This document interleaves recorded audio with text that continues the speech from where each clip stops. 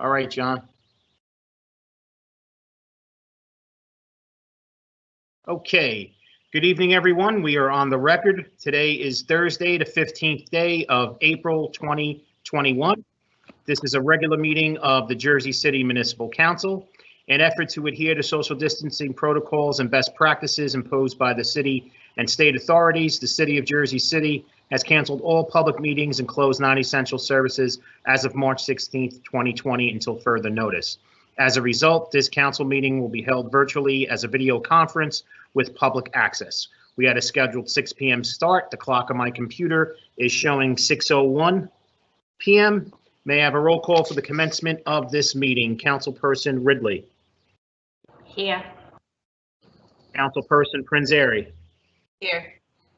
Councilperson Baggiano.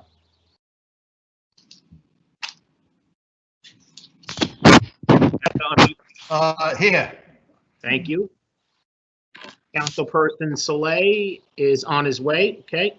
Councilperson Solomon. Here. Councilperson Robinson. Here. Thank you. Councilperson Lavaro. Not here yet. Okay. Councilperson Rivera. Here. And Council President Waterman. Here. Okay.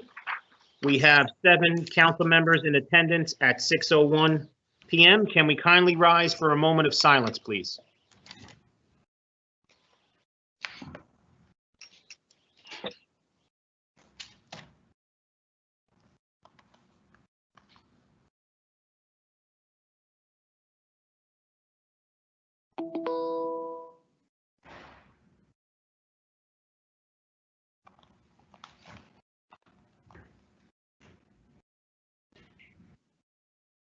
Thank you so much. Please remain standing as we salute the flag. I pledge allegiance to the flag of the United States of America and to the republic for which it stands, one nation, under God, indivisible, with liberty and justice for all. Okay. Thank you very much. On behalf of Council President Waterman, in accordance with the New Jersey Public Laws of 1975, Chapter 231, the Open Public Meetings Act, also known as the Sunshine Law, adequate notice of this meeting has been provided by the posting on the bulletin board of the first floor of City Hall, the annual notice, which is the schedule of meetings and offices of the Municipal Council for calendar year 2021, and filed in the office of the City Clerk on Wednesday, November 12th, 2020. In addition, at its time of its preparation, the agenda of this meeting was similarly disseminated on Friday, April 9th, 2021 at 4:40 p.m. to the Municipal Council, Mayor, Business Administrator, Corporation Council, and the local newspapers, and posted on the city's website. So I can certify as to our total compliance with the Sunshine Law. Okay. All right, council members. Before I move on to our first reading ordinances, I just want to call your attention to item 3.1, City Ordinance 21-024.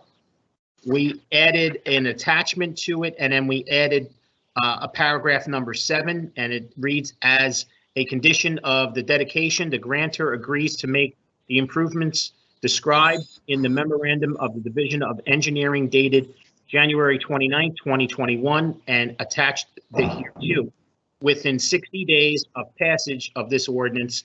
However, these conditional improvements to those in rights of way subject to this dedication ordinance. So that was the paragraph that was added and the attachment that coincide with that paragraph. I just wanted to bring that to your attention as Amanda brings it up on the screen. So if you would allow me to read the first readings into the record. Item 3.1, City Ordinance 21-024, an ordinance by the Municipal Council of the City of Jersey City accepting the dedication of certain roadways, sidewalks, and utilities located within the Liberty Harbor North redevelopment area. Item 3.2, City Ordinance 21-025, an ordinance supplementing Chapter 332, Vehicles and Traffic, Article 2, Traffic Regulation, Section 332-5, One-Way Streets, and Article 3, Parking, Standing, and Stopping, Section 332-22, Parking Prohibited at All Times, and Section 332-31, parking restrictions for street cleaning purposes for Manning Avenue, and Article Number 2, traffic regulations, Section 332-9, stop intersections for multi-way stop at Randolph Avenue and Harmon Street. Item 3.2, City Ordinance 21-026, an ordinance supplementing Chapter 332, Vehicles and Traffic, Article 7, metered parking, Section 332-57, on-street permit parking zones, adding Pearl Street and modifying Steuben Street, and Article 8, permit parking, Section 332-58, parking restrictions in residential zones, modifying zones 4, 7, and 18.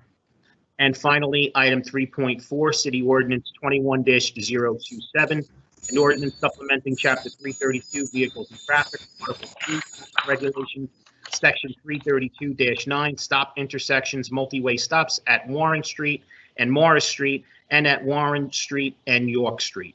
Council members, I'm going to be taking the vote on items 3.1 through 3.4. Before I do that, I would just, for the record, like to mark Councilperson Navarro present at 6:06 p.m.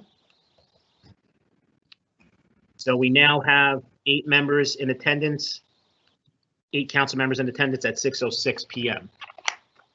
All right, so council members, we're taking a vote on items 3.1 through 3.4. Councilperson Ridley. Aye. Councilperson Frinderi. Aye for introduction. Councilperson Baggiano. Aye. Councilperson Soleil. Not here. Aye. Oh, he is. Yeah. Yeah, I'm trying to log on. I'm right next to Boggiano. Okay. Aye. Okay, I'm going to mark Councilperson Soleil present at 6:07 p.m. So we now have all 9 council members present at 6:07 p.m. All right, It was Councilperson Solomon. Oh, you turned the light on. Oh, okay. And let's talk again. Okay, so if you guys are going to have a conversation, we just have to mute ourselves, okay? All right, Councilperson Solomon. Aye for all. Thank you. Councilperson Robinson. Aye for introduction. Thank you. Councilperson Navarro. Aye for introduction. Thank you.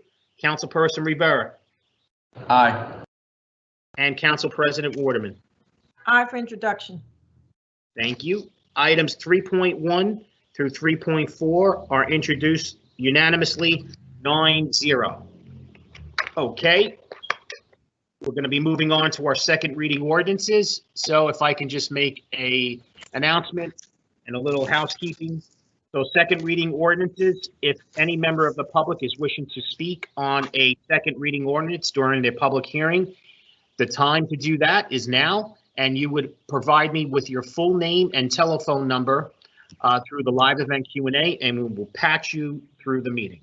Okay, so with that being said, we are now going to item 4.1, City Ordinance 21-021, an ordinance supplementing Chapter 332, Vehicles and Traffic, Article 9, Parking for the Disabled of the Jersey City Code, designated a reserved parking space at various locations throughout the city.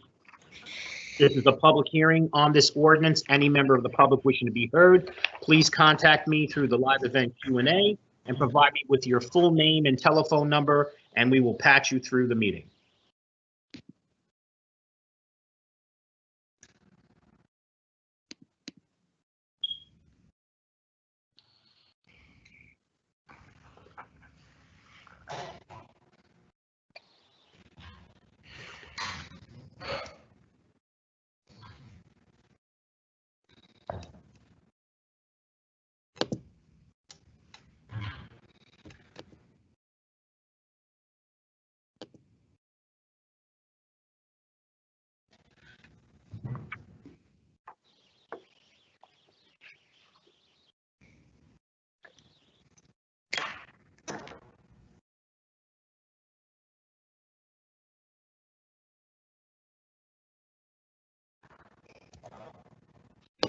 Okay, this is the last call for the public hearing on City Ordinance 21-021.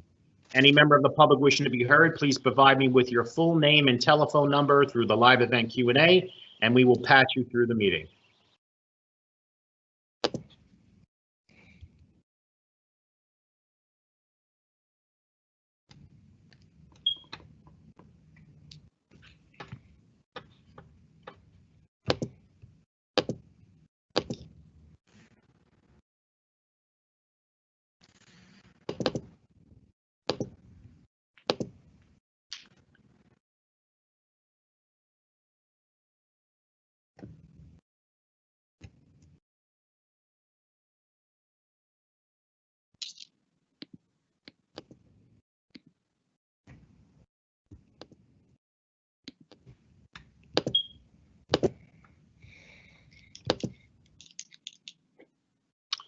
Okay, no one has contacted me through the live event Q&A. May I have a motion to close the public hearing on City Ordinance 21-021?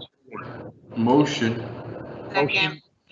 Motion made by Councilperson Rivera, seconded by Councilperson Prinzary. On the motion to close the public hearing on City Ordinance 21-021, Councilperson Ridley. Aye. Councilperson Prinzary. Aye. Councilperson Baggiano. Aye.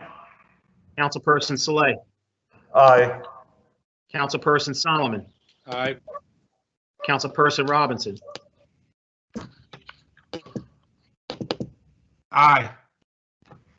Councilperson Labarro. Aye. Councilperson Rivera. Aye. And Council President Waterman. Aye. Motion carries 9-0 to close the public hearing on City Ordinance 21-021. For final consideration and adoption of City Ordinance 21-021, Councilperson Ridley. Aye. Councilperson Prinzary. Aye. Councilperson Baggiano. Aye. Councilperson Saleh. Aye. Councilperson Solomon. Aye. Councilperson Robinson. Aye. Councilperson Lavarro. Aye. Councilperson Rivera. Aye. And Council President Waterman. Aye. City Ordinance 21-021 is adopted unanimously 9-0. On to our next second reading ordinance, item 4.2, City Ordinance 21-022, an ordinance authorizing the execution of a rights-of-way use agreement between the City of Jersey City and Global Inter-Exchange LLC to permit the installation of fiber optic cabling through existing inner ducts located in existing underground conduits within certain public rights-of-way for the purpose of providing telecommunication services. This is a public hearing on this ordinance. Any member of the public wishing to be heard, please provide me with your full name and telephone number through the live event Q&A, and we will patch you through the meeting.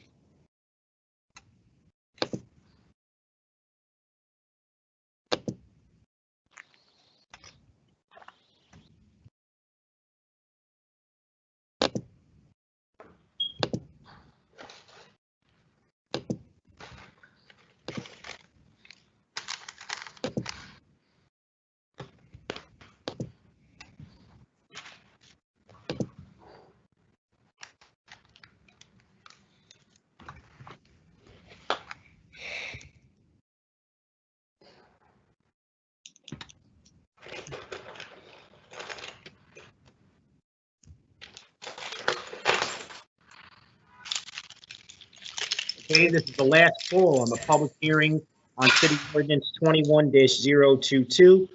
This is still a public hearing. Any member of the public wishing to be heard, please provide me with your full name and telephone number through the live event Q&A, and we will patch you through the meeting.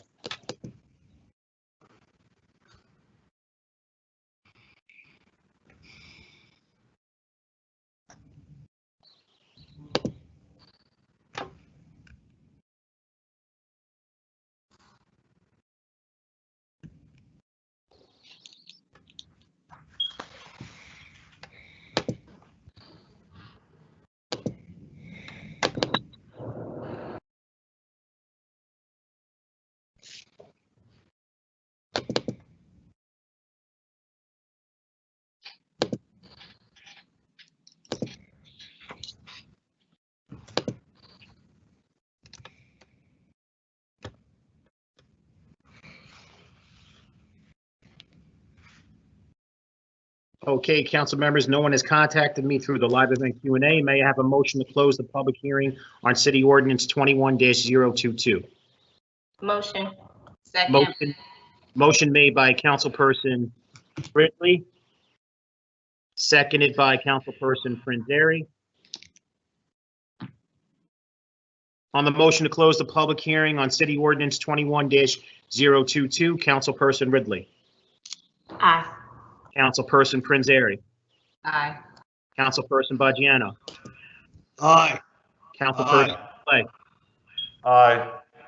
Councilperson Solomon, Aye. Councilperson Robinson, Aye. Councilperson Lavarro, Aye. Councilperson Rivera, Aye. and Council President Waterman. Aye. Motion carries 9-0 to close the public hearing on City Ordinance 21-022 for final consideration and adoption of City Ordinance 21-022.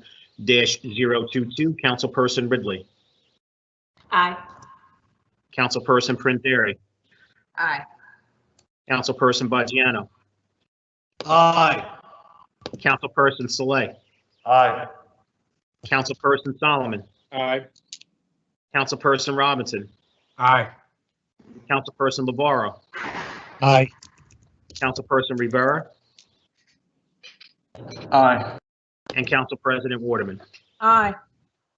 City Ordinance 21-022 is adopted unanimously 9-0. Okay, on to our last second reading ordinance, which is item 4.3, City Ordinance 21-023, an ordinance supplementing Chapter 332, Vehicles and Traffic, Article 8, Permit Parking, Section 332-58, Parking Restrictions in Residential Zones for parking regulation changes on Grove Street. This is a public hearing on this ordinance. Any member of the public wishing to be heard, please provide me with your full name and telephone number through the live event Q&A, and we will patch you through the meeting. I believe we have our first speaker on the line. May you identify yourself for the record, please? Yvonne Bolson. Okay, Yvonne, your time is going to start on my countdown. You're going in 3, 2, 1, go. Okay, this is for 4.3.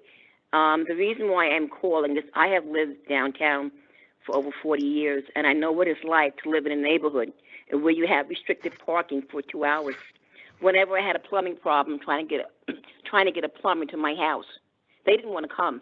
The reason why they didn't want to come is because of the city's restricted parking of 2 hours. You can have a problem that can take more than 2 hours to fix. You don't know how much problem you may have when there's an emergency. So I know that you're probably having the city tell you all the time, we have to restrict the parking. But you're not asking people who live in the community that own homes there what the impact of this parking is going to be. I personally know what it is like being out there and watching a plumber having his truck towed away and things like this. So, you know, the city concept is extremely narrow when we do these two. You have people with their homes living in these areas, living in homes that needs maintenance like everyone else. And if you never had that experience of looking out the window to make sure the plumber you're hiring is not having his truck towed away because of that 2 hour limit, you don't know how the fear you're going to put into people's homes who live in that neighborhood. So that's the other part of the issue you don't talk about, and you should. That's my comment. Thank you. Thank you very much.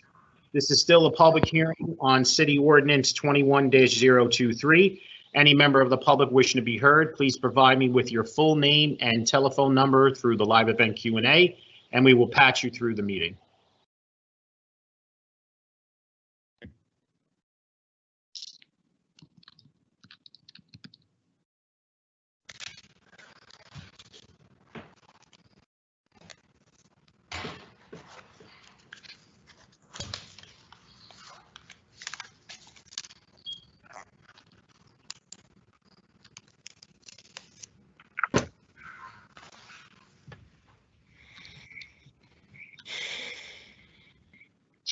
Okay, it looks like we're going to get another speaker in.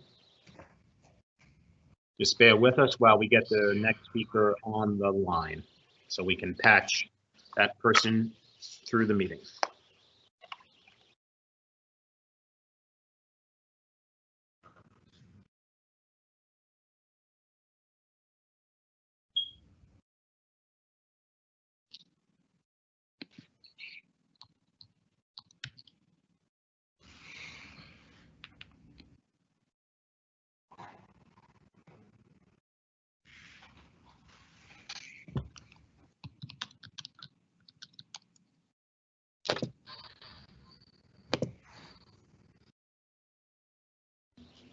Okay, we're just trying to get the speaker on the line. Stay with us. Okay, I believe we have our speaker on the line. If you can identify yourself for the record, please. Yes, my name is Jean Daly. Okay, Jean, your time is going to start on my countdown. You're going in 3, 2, 1, go. Good evening. If it's my understanding from I looked at the cross streets and where it's going to happen, it's all by the Holland Tunnel, which is where Holland Gardens is, which is not an area that we should be taking parking away from. I think it's also by St. Lucy's, etc. I mean, these communities need their on-street parking. That 2-hour limit, I don't understand why that restriction would be. These people have it hard enough. They don't have access to other, parts of town, and to limit it to 2 hours is real. I really feel like it's taking something away from them. These people are already in a hard enough situation transportation-wise, and I do not understand the purpose of this at all. So that's my comment. Hopefully someone can explain. Thank you. Thank you very much. This is still a public hearing on ordinance 21-2023. Any member of the public wishing to be heard, please provide me with your full name and telephone number through the live event Q&A, and we will patch you through the meeting.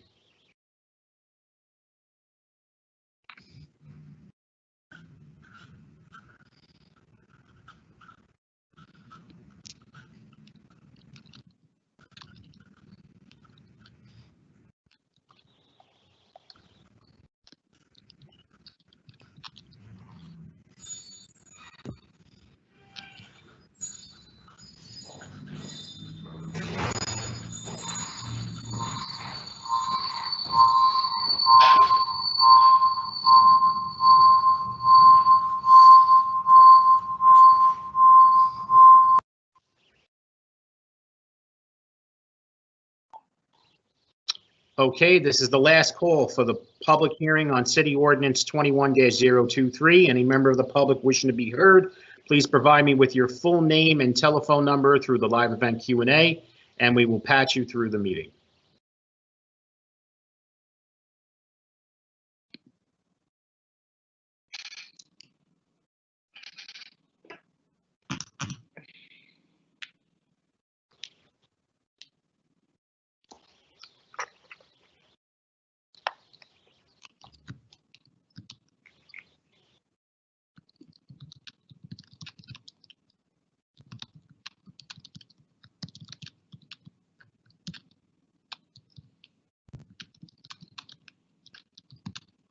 Okay, council members, no one else has contacted me through the live event Q&A on the public hearing on City Ordinance 21-023. May I have a motion to close the public hearing on City Ordinance 21-023?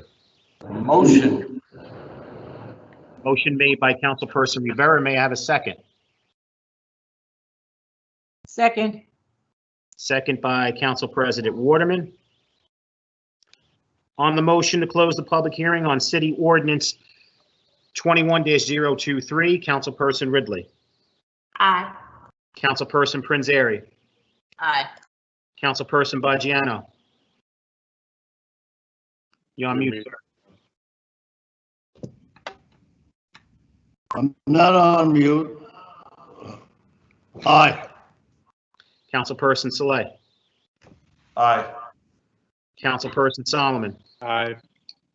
Councilperson Robinson. Aye. Councilperson Lavarro. Aye. Councilperson Rivera. Aye. And Council President Waterman. Aye. Motion carries 9-0 to close the public hearing on City Ordinance 21-023. For final consideration and adoption of City Ordinance 21-023, Councilperson Ridley. Quick question. This is just expanding the current zone parking in that area, right? This is residential permit parking for residents? Yeah, Councilman, I can answer that question.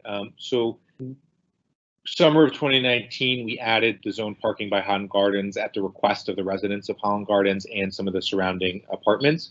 We forgot to include Grove Street between 14th and 6th Street. So this simply corrects that lack of including it in the ordinance. And the reason it came was a resident on Grove Street wanted to get a permit and she couldn't get it at the parking authority. And so she called me and said, like, can you fix the ordinance? So that's what we're doing. Okay, great. Thanks, Councilman. Aye. Thank you. Councilperson Prinzary. Aye. Councilperson Baggiano. Aye. Councilperson Saleh. Aye. Councilperson Solomon. Aye. Councilperson Robinson. Aye. Councilperson Navarro. Aye. Councilperson Rivera. Aye. And Council President Waterman. Aye.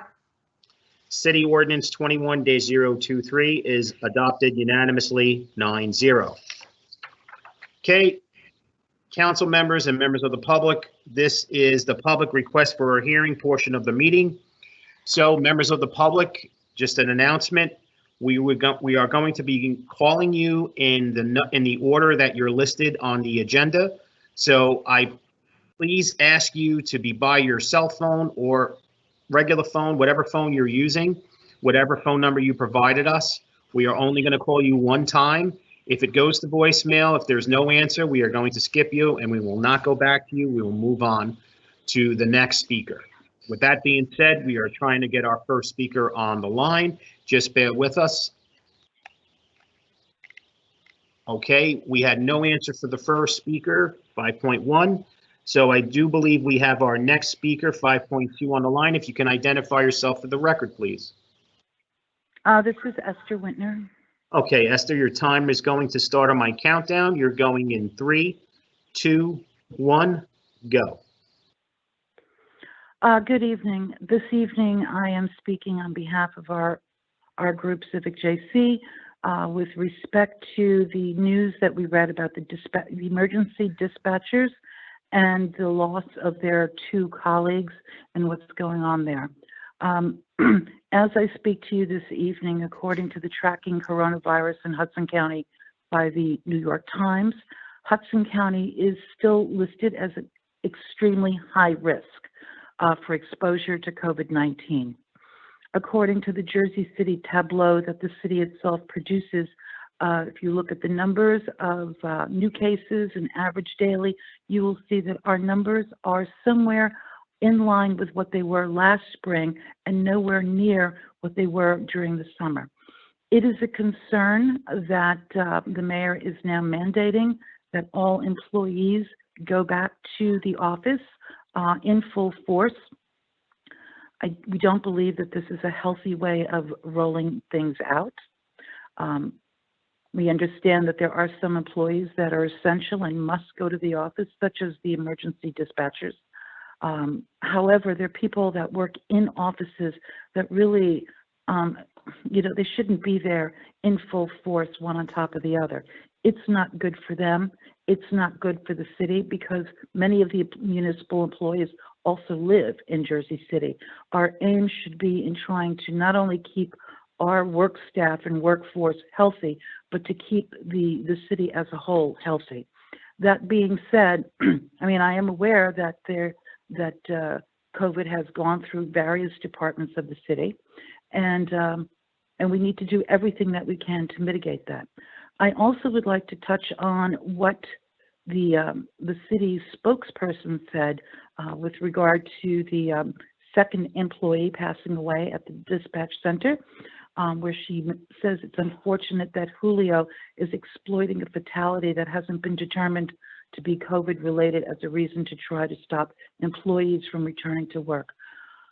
I just have to say that nothing seems more out of touch and so callous as a remark like that. Remember, these are people that lost their colleagues. The only thing that she should be doing is extending the mayor's condolences to the families and to these colleagues and looking into what they're going to do to keep them protected. This city used $200,000 of money dedicated to FEMA to redo the council offices, and listing coronavirus as the reason for having to do it, where they spent thousands of dollars on new cabinets and chairs. Money needs to go into the dispatch center to clean the vents, to look what's going on, And I hope that this council will speak out and not just stay silent, and speak out to support these Thank you, people and Esther. to support the notion that employees need to, Thank you, Esther. those that can work from home, and rotating schedule. And that's all I have to say. And I support Resolution 21-267. Thank you, Esther. Okay, please hang up the line while we get our next caller patched through. I believe we have our next speaker on the line. If you can identify yourself for the record, please. Good evening, CJ Griffin. Okay, CJ, your time is going to start on my countdown. You're going in 3, 2, 1, go. Many of you know me as a public records attorney, but tonight I'm speaking as a resident of Ward E, and I'm speaking in support of 21-267. This resolution supports 2 bills that are pending in the legislature, which would make police disciplinary records public, police internal affairs records subject to the Open Public Records Act. Under current law in New Jersey, police internal affairs records are strictly confidential. And these investigations have no public oversight whatsoever. And in fact, not even elected officials can see them. And we know that there are too many high profile examples of officers who have been cleared by the internal affairs unit, but then something comes out and we realize that they should not have been. And in fact, very few complaints that are filed by the public with the internal affairs unit are ever sustained. I looked at Jersey City's data.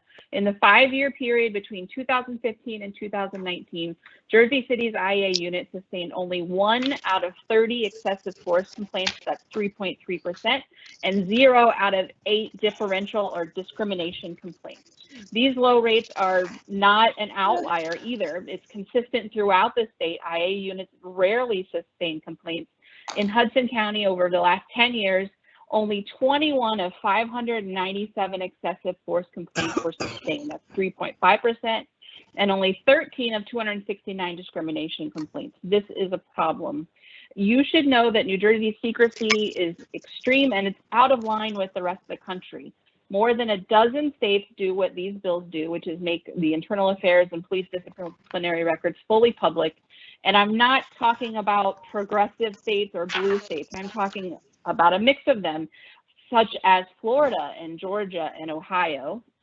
Last June, after George Floyd's murder, New York acted immediately within 2 weeks to make their police disciplinary records public, but New Jersey has yet to act. We have this bill pending and we need it to pass. As our own Attorney General has said, New Jersey secrecy is an outlier and we lag behind these other states. These bills ask New Jersey to catch up with these states and to grant access to the records so the public can learn what misconduct has been committed, and so that we can provide oversight so that more complaints are sustained. And we know from elsewhere that when there is outside oversight, the complaints are sustained at a higher rate and misconduct is not swept under the rug. So I want to encourage the City Council to pass this resolution.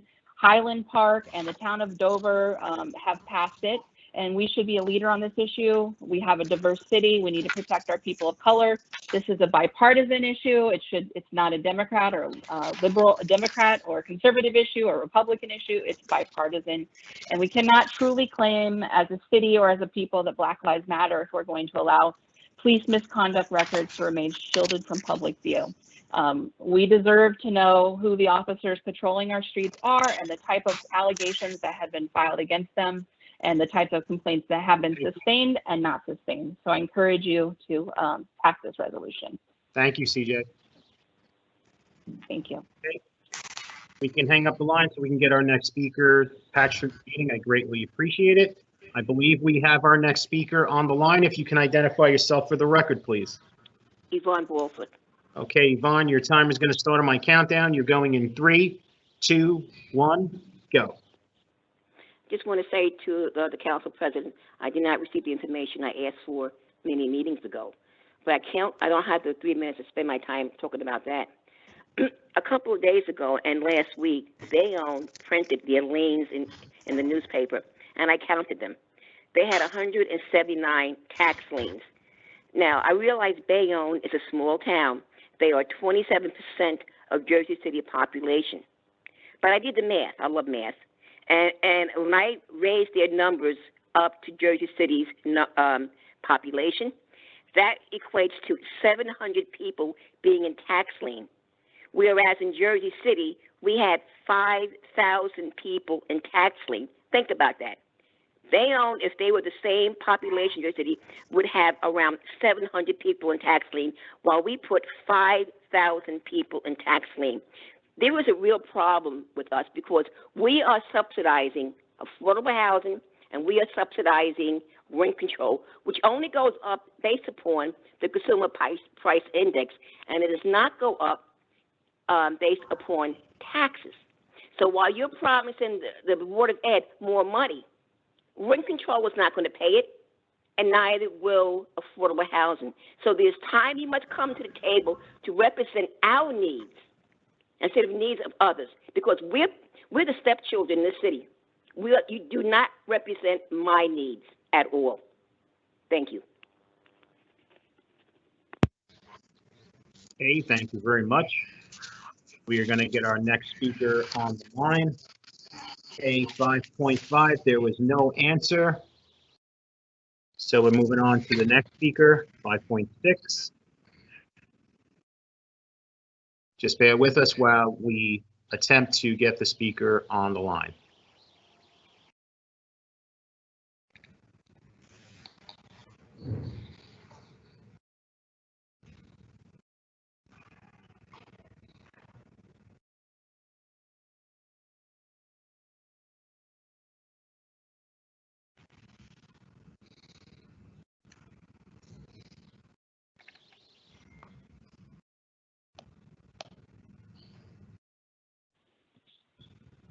Okay, I believe we have our next speaker on the line. If you can identify yourself for the record, please. Marcus Samuels. Okay, Marcus, your time is going to start on my countdown. You're going in 3, 2, 1, go. Good evening, Mayor Phillip, of city officials and dignitaries. My name is Marcus Samuels. I am coming before you this evening in regards to affordable housing for my 81-year-old mother as well as for myself. Currently, we reside in a small 2-bedroom apartment here in Jersey City. My mother and I have been on separate waiting lists for affordable housing for years. I have patiently waited and called on our behalf throughout the years just to check our statuses, only to get the same response and being told either we have both of your information listed, and I've been asked to apply for different lotteries, and my response I have. As a 19-year state employee who was born and raised here in Jersey City, it's sad that living here has become so extremely expensive. My mother is a 35-year retiree who is on housing lists and senior apartment lists as well. As I look around the city that is constantly changing more and more, it seems evident that a lot of the changes are more beneficial to people who are new residents here. From the downtown Jersey City area to West Side Avenue to Kennedy Boulevard, Gates Avenue, Route 440, there are a plethora of brand new apartment buildings that are being built, but unfortunately they're not affordable to people who live here in the city like myself. And my question is why? Why aren't some even a fraction of these units in all of these newly constructed buildings affordable? I represent a group of adults who have their elderly parents residing with them because paying rent in an apartment today is like paying mortgage for something that you don't even own. I represent the sons and daughters of parents who are just trying to live and make it and would love to make it on their own, but just can't. As someone who has lived independently before, I would love to do it again, but on a salary alone, it's impossible to do. My mother wouldn't be able to pay $1,600 on her rent because that's how much apartments pretty much run for a 1-bedroom. When my mother did receive a phone call from the Housing Senior Services regarding a possible prospective unit, they told her that it would be on Stegman and Jackson Avenue.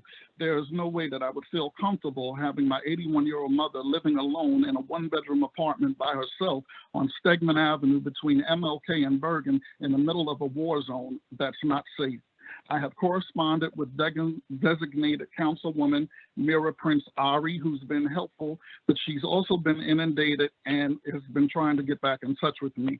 I've spoken to an employee from housing who said that the wrong names were pulled in front of other people who have been waiting for a long time in housing. At some point herself, she didn't even understand how that had happened. With my father being deceased, my mother is my only parent I have left.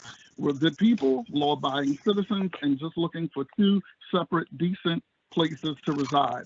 Because my mother is mobile and thank God still has the faculties about herself, she, like many seniors, should be able to walk freely in a safe area in which they reside.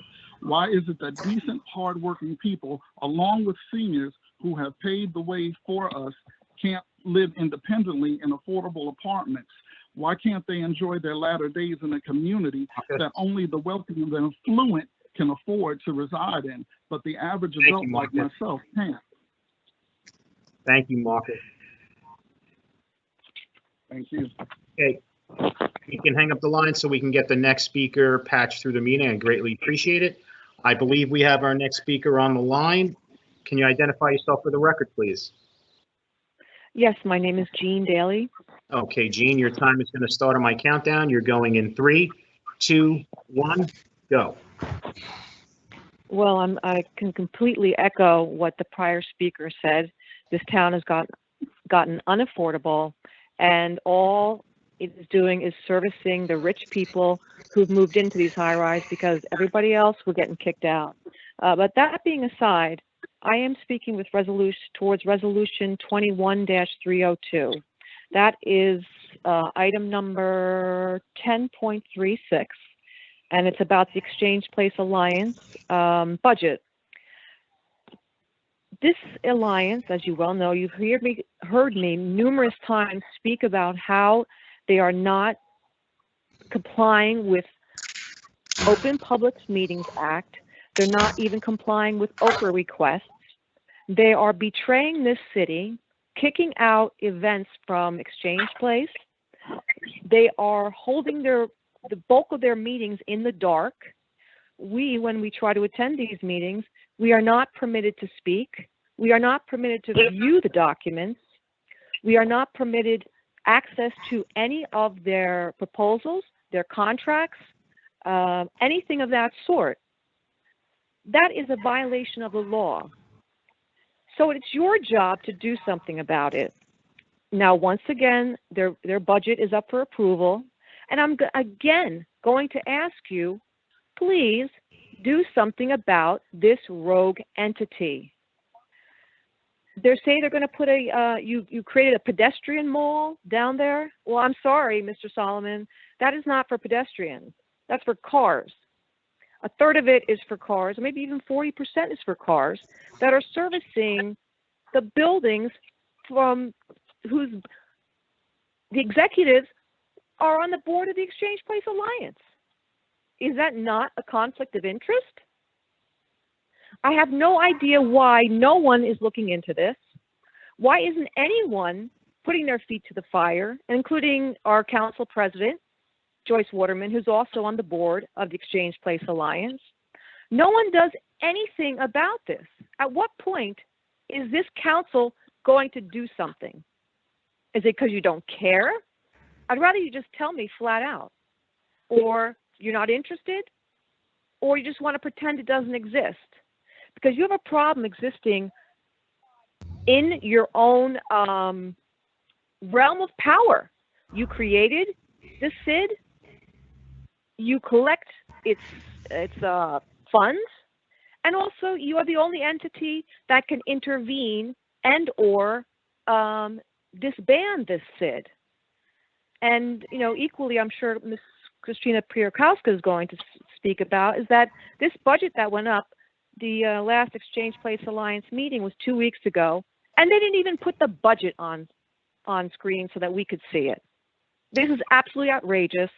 And I'm really demanding this council do something about it. Thank you, Jean. Why are you not doing anything? Thank you very much, Sean. I appreciate it. Okay. Okay. I believe if anyone is still on the line, if you spoke already, if you can please hang up the line so we can put our next speaker through the meeting, I greatly appreciate it. I believe we have our next speaker on the line. If you can identify yourself for the record, please. Hi, my name is Gary Spingarn. Okay, Gary, your time is going to start on my countdown. You're going in 3, 2, 1, go.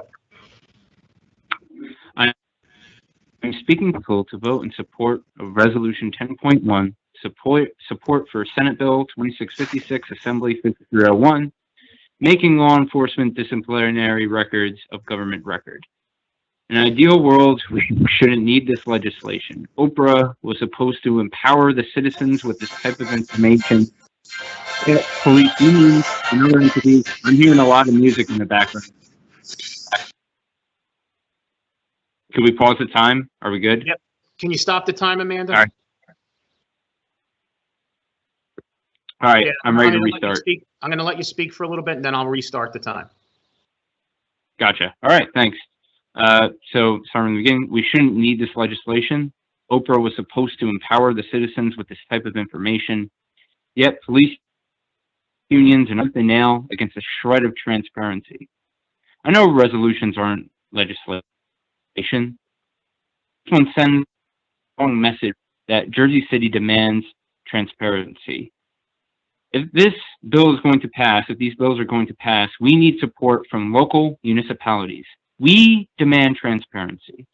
We have a right to know when public servants are public. I myself have been subject to illegal interrogation and intimidation and tactics by the police where I used to live in Clifton, New Jersey. Shortly thereafter, my mother was cornered in the halls of the Passaic County Prosecutor's Office by the county prosecutor, demanding private interrogation, insinuating something I had to do something with nothing about. She was shortly thereafter diagnosed with high blood pressure and has never recovered. This detective laid into me for hours in broad daylight while I was a minor until I was absolutely hysterical. And of course, as the story as it always goes, this same detective emptied his firearm clip into a rear window of someone he woke up who was sleeping in the car, drove away, emptied his entire clip into the rear view window. Of course, thereafter, was gone from the force. It's clear that if I wasn't white, I would most likely be dead. Recorded events make this empirical fact. If you don't think so, I really do think you're wrong. This officer had a history before these events. It wasn't uncovered until after the fact. We have countless officers across the nation who follow this exact arc, this exact trajectory, unfortunately ending in murder in cold blood. Without this transparency, the cycle only repeats itself. You may say the resolution is symbolic, maybe it doesn't do anything, but it's important to a lot of people. It's important to this legislation, and it's important to me. Please vote in support. Thank you.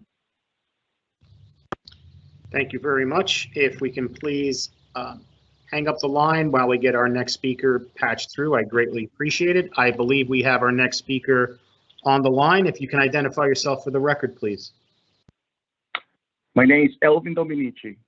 Okay, Elvin, your time is going to start on my countdown. You will go in 3, 2, 1, go. Good evening, council members and residents of Jersey City. My name is Elvin, a long-life resident for Jersey City Heights, and also a candidate for councilman at large in the November election. My intervention today is going to be on Resolution 1041 and 1042. I came to me in the news that 2 judges are going to be appointed tonight, Rashad Shada and Paul Scalia, based on the vote that you decide. There are allegations that these 2 have made political, economic contribution to TIFOLA back in 2012 and 2019. And if this is the case, this is something that we got to consider. Also, in the case of Rashad Shada, there are allegations that she doesn't live in Jersey City. This is highly concerning to me, and also should be highly concerning to all of you, because we are not selecting the best capable judges who can serve justice equally to all. I do not know exactly the municipal selection process on these 2 judges, but it's very sensitive time right now in the country with the racial hate and the violence around the country. So it's very important that we know that the people that we put in the court system are people and judges that are going to be fair and equal to everybody. This election needs to be investigated, and also I urge you to not vote for these 2 people if these allegations are actually correct. Remember, Track records do not lie. And some of you have aligned perfectly with this administration for too long. When you go back home and talk to your families and friends, what do you think is going to be your legacy after you leave this council? When you go back to your church and talk to people about love and caring about your community, and some of you come back into this council and they just vote exactly how you've been told by this administration. Other members who ran independently and were elected by their hard work in their communities, today they decide they are willing to work also aligned with the decisions that they've been told by this administration. Remember, it doesn't matter that you call this chamber after the pass of Michael John. What it matters is that you can bring independent perspective and hold this municipality accountable. Today, you can decide whether you can choose to vote for these judges or not. However, your track record won't lie. And in November 2nd, the people of Jersey City also won't forget about this and not vote for you.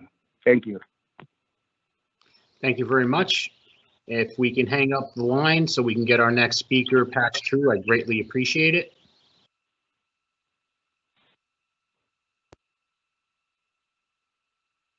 Okay, I believe we have our next speaker on the line. If you can identify yourself for the record, please. Sure. My name is Sarah Fajardo, and I serve as the Policy Director of the American Civil Liberties Union of New Jersey. Okay, Sarah, your time is going to start on my countdown. You're going in 3, 2, 1, go. Thank you. I'm on tonight to urge the Council to adopt Resolution 21-276 in support of a state bill S2656 that would require police disciplinary records to be subject to the Open Public Records Act. New Jersey, as CJ Griffin said and other speakers have said, lags behind over 20 other states in transparency related to police discipline records, and this bill is a critically important step towards building transparency, accountability, and trust. Police internal affairs records are currently shrouded in New Jersey in an extraordinarily harmful shield of secrecy and are inaccessible to defense attorneys, prosecutors, council members like yourselves, journalists, and the public. Research from other states has revealed that transparency about police disciplinary practices and rates benefit members of law enforcement as well as the public, especially for female identified officers and officers of color who are often disciplined at disproportionate rates compared to their white male counterparts. The ACLU believes that transparency is the first step towards accountability, and New Jersey really does deserve both. So we are very grateful from the ACLU of New Jersey to the sponsors of the resolution, and we urge the Council to adopt this swiftly to send a strong message of support for this bill to the New Jersey State Legislature. Thanks for your time. Thank you very much. Okay, if we can just hang up the line while we get our next speaker patched through the system, I greatly appreciate it. Okay, council members, we're trying to get our next speaker patched through. Just bear with us.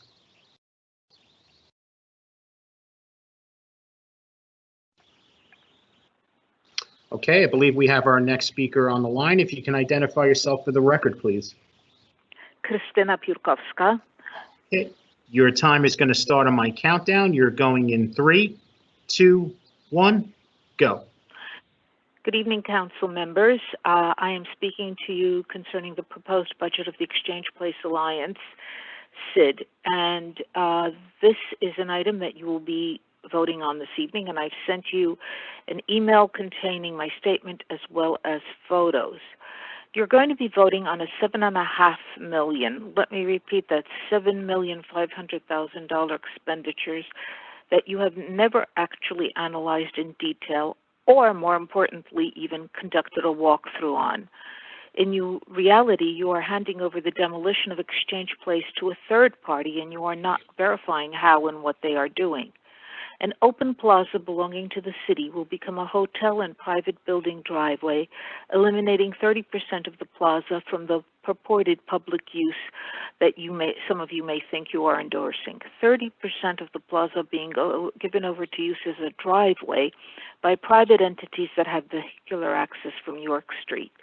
You're also burdening local property owners with additional taxes in a pandemic year when many of them are wondering how will they proceed in the next year with the radical changes in the economy.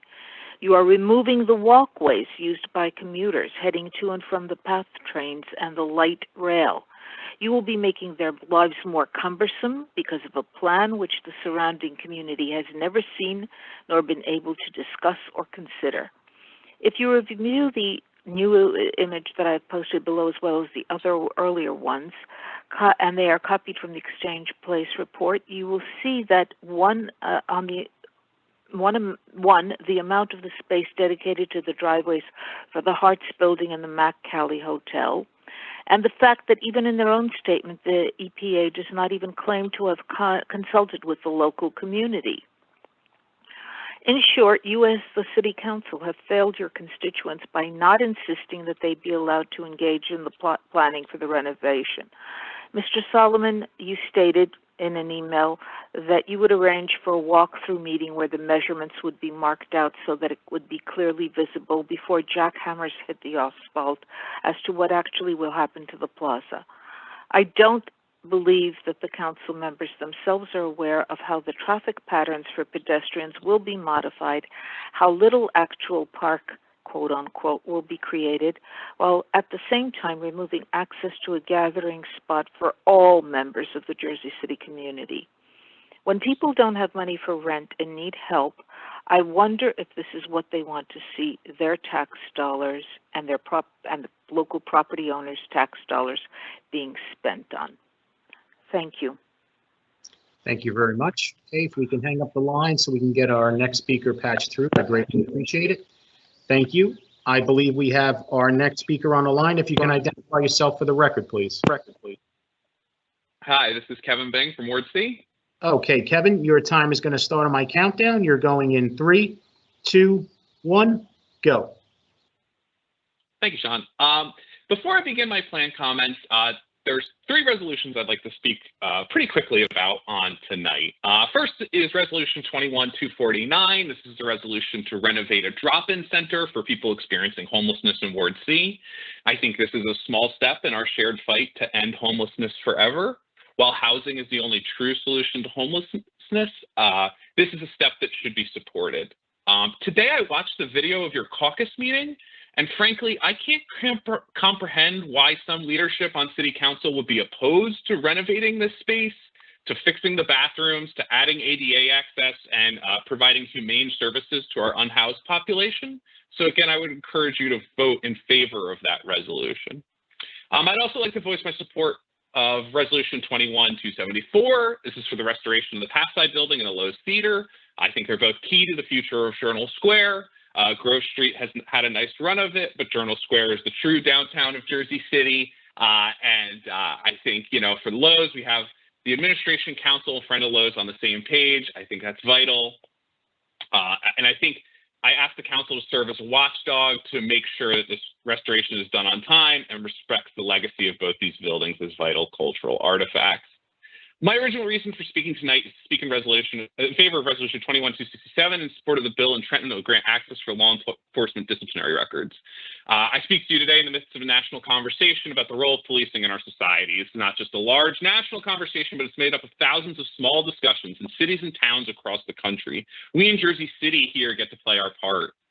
Police are given great power and responsibility in our community. They're tasked with enforcing laws, maintaining public safety, and representing one of the largest single line items in our municipal budget. I ask you to make sure that power comes with accountability. Accountability will build trust. Making disciplinary records public will let the public know that misdeeds are investigated and addressed. In addition, police officers will know that their colleagues are being held to the same standards that they are, that discipline isn't being applied unevenly, that internal affairs investigations will be thorough enough to withstand the light of day and not buried in a back office only available by court order. Public disciplinary records are not a new concept. They're already public in more than a dozen states. To quote the NJACLU, New Jerseyans can easily obtain disciplinary information about lawyers, manicurists, and plumbers, but only a court order can they get information about police misconduct. We have to listen to the voices and the leaders in our community that want to build this relationship of trust, but know the systems aren't in place to do that.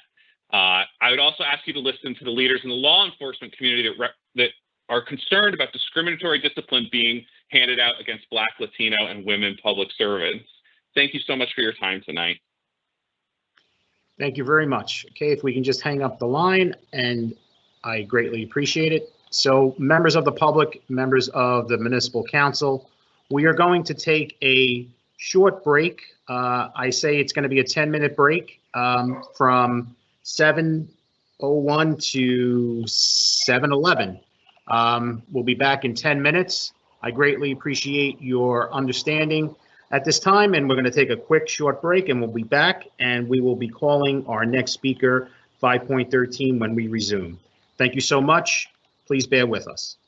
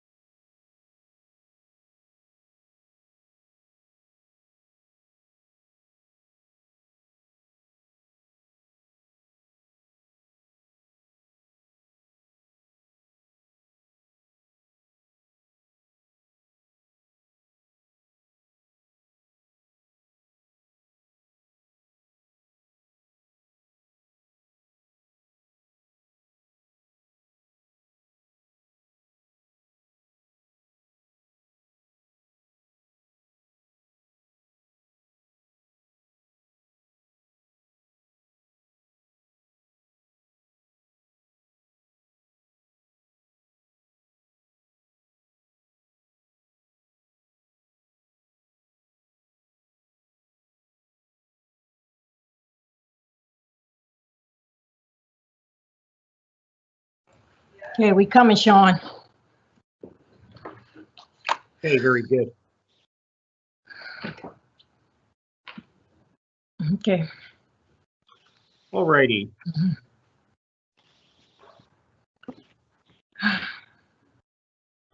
So, Go ahead. members of the public and council members, we are going back on the record now. We are now going to get our next speaker on the line.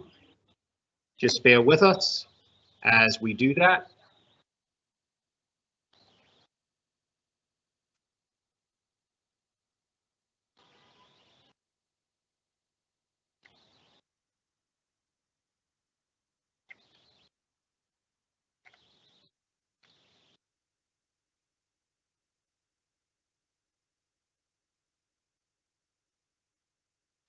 Thank you so much for your patience, everyone.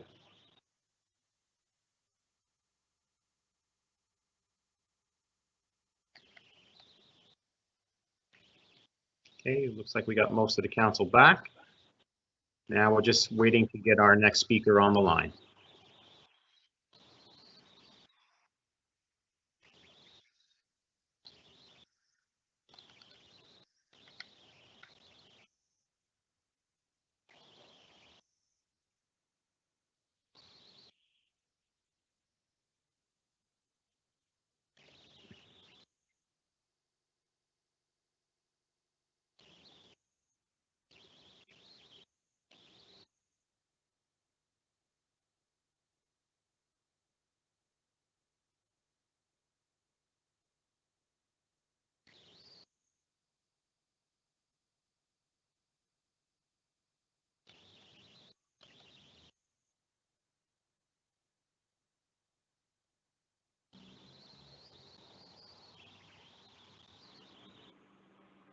Okay, it looks like we have our next speaker on the line. If you can identify yourself for the record, please. Maria Scariati. Okay, Maria, your time is going to start on my countdown. You're going in 3, 2, 1, go. The subject tonight, from my perspective, is karma. Don't devalue or hurt anyone in life. You may be powerful today, but remember that time is more powerful than you. Time and circumstances can change at any moment.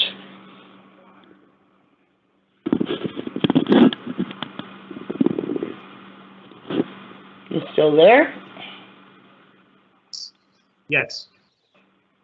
Are you finished with your speaking? Not. Stephen Phillip, 84 Calif, corner of Calif and Pilgrim. I spoke earlier, and one of the things I meant, well, let me take a step back and just say, Jesse and Susan specifically, I really do appreciate the comments earlier with regards to a measured approach. And Deb and Eva, I hope you could listen to kind of what we're saying collectively. The last time I spoke, I mentioned the fact that I felt as a resident, as many of the others do, that we're constantly under attack. And this only kind of reinforces that.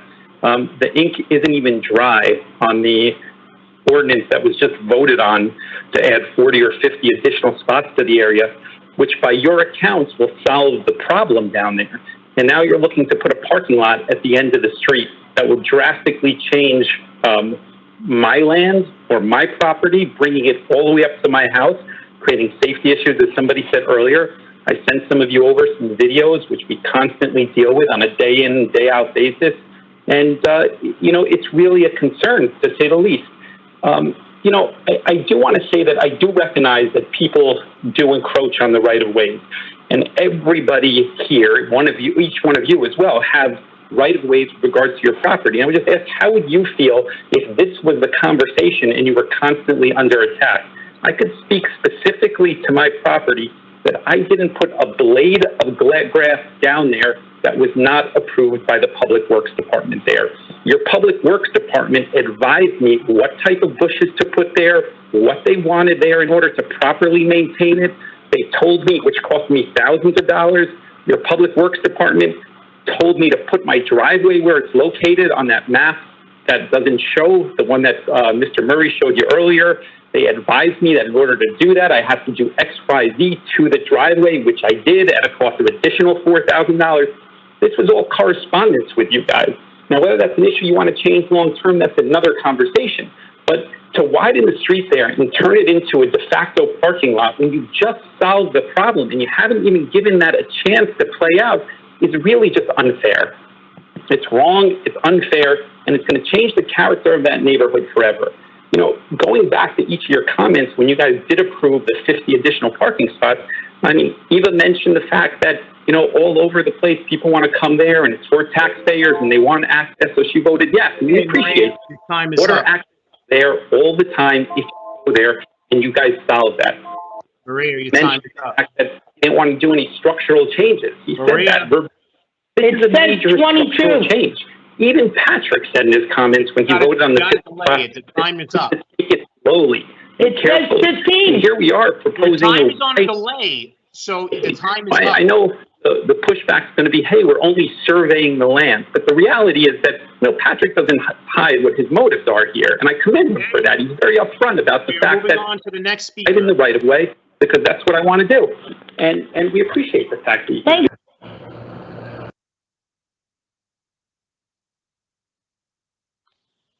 Okay, I believe we have our next speaker on the line. If you can identify yourself for the record, please.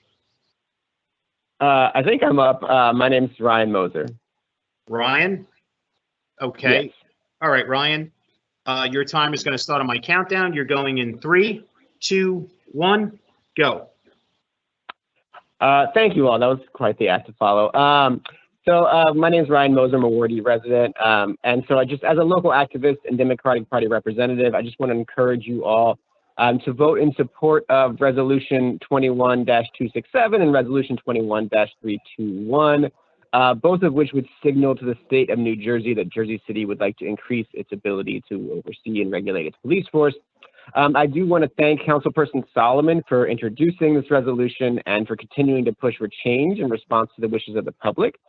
But honestly, passing these resolutions is the least that you could do to address the growing national concern, which is now approaching its second year, as we know, with the role of police in oppressing Americans, especially people of color, and suppressing dissent. Simply saying, well, we hope the state does something soon is really not enough. It's really the baseline here. So I sincerely hope that these actions are just a prelude to a real and meaningful change brought about through the mechanism that you have the exclusive power over and don't need to ask the state for permission to use, which is the Jersey City Police budget. We all know that our school system is intensely underfunded and will continue to be for the foreseeable future. We also know that the city's school funding formula is skewed severely in favor of the municipal budget at the expense of the schools. So rather than continue to overspend on the violence and surveillance of policing, this body could take action to adjust that formula, to cut the police budget, and to make sure that the Jersey City Public Schools are funded into the future. And that is, of course, just one example of many in which money currently allocated to policing could be better invested in the people of our community. So again, as much as I applaud these resolutions and ask you to pass them, I sincerely hope that, as was promised last year, the council is planning, is looking at the budget, is looking for the needed changes to that budget to reflect investment in our communities and not police. So thank you very much and have a good night. Thank you so much. If we can just hang up the line so we can get the next speaker patched through, I greatly appreciate it. Speaker 514 declined to speak. So we are now at speaker 5.16. I believe we have our speaker on the line. If you can identify yourself for the record, please. John Sue. Okay, John, your time is going to start on my countdown. You're going in 3, 2, 1, go. Thank you. I am here to speak on the regarding the resolution 10.28 regarding the expansion and improvement of the services to individuals who are homeless. I am not in support of this resolution. Not sure if anybody's aware of where Hudson Gardens is, but it's actually located across the street from Dickerson High School, which is one of the largest high schools in Jersey City. You know, at the present time with COVID, kids are not in school, but there is noticeable littering, loitering, vandalism, and even violence. I mean, early in the morning, late in the evening. Now, you compound that with kids are going to come back to school in September, what are you going to get? How are you going to manage this? A pre-existing problem that we have already with the Dickerson kids and then also with Hudson Gardens, now you're compounding this. The conditions of the corners of Newark and Palisades is deteriorating, and you're adding this into this. Has anybody even walked through this area? I welcome anybody that is in support of this to walk through that area and see what is the current condition of it. If people take the PATH trains over in Journal Square, you are well aware of how the homeless is managed. It's managed by the police, Port Authority. Is there going to be any type of oversight of management of this facility? I am in full support of providing services to the homeless, but I do ask that you evaluate a proper site for this, and not in an area where, again, it may increase violence, increase the loitering, vandalism. That is not something that I looked for when I moved into this area, and I do not welcome that at the present time. Thank you. Okay, thank you very much. If we can hang up the line so we can get the next speaker through, I greatly appreciate it. I think we have our next speaker on the line. If you can identify yourself for the record, please. Good evening, it's Tom Zupa. Okay, Tom, your time is going to start on my countdown. You're going in 3, 2, 1, go. Good evening, council members. My name is Tom Zupa, and I live in Ward C. I'm calling on agenda item 10.28, the resolution expanding services to our neighbors experiencing homelessness. For too long, our neighbors in Journal Square and other parts of Ward C have been left out in the cold.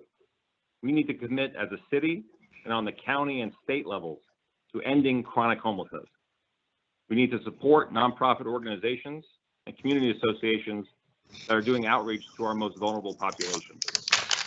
We also need to take it one step further and commit to securing permanent, affordable housing and creating job opportunities for our residents. This not in my backyard approach doesn't work. The issue is in our neighborhood already, and we need real solutions without kicking the can down the road, or else we will just have the same, and that's really not acceptable. Thank you. Okay, thank you very much. If we can just hang up the line as we get our next speaker patched through, I greatly appreciate it. Okay, we're looking to get our next speaker patched through. Just bear with us.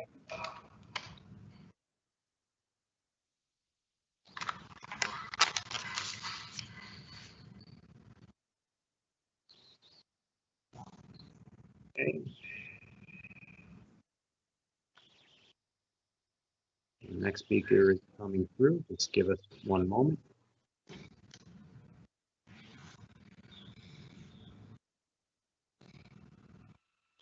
Okay, I believe we have our next speaker on the line. If you can identify yourself for the record, please.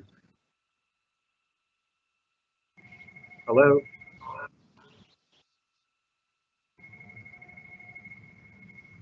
If the next speaker is on the line, if you can identify yourself. Hello? Can you identify yourself Can you hear for me? the record, please? Yes, Julio Valdivieso, can you hear me? Yes. Okay, Julio, your time is going to start on my countdown. You're going in 3, 2, 1, go.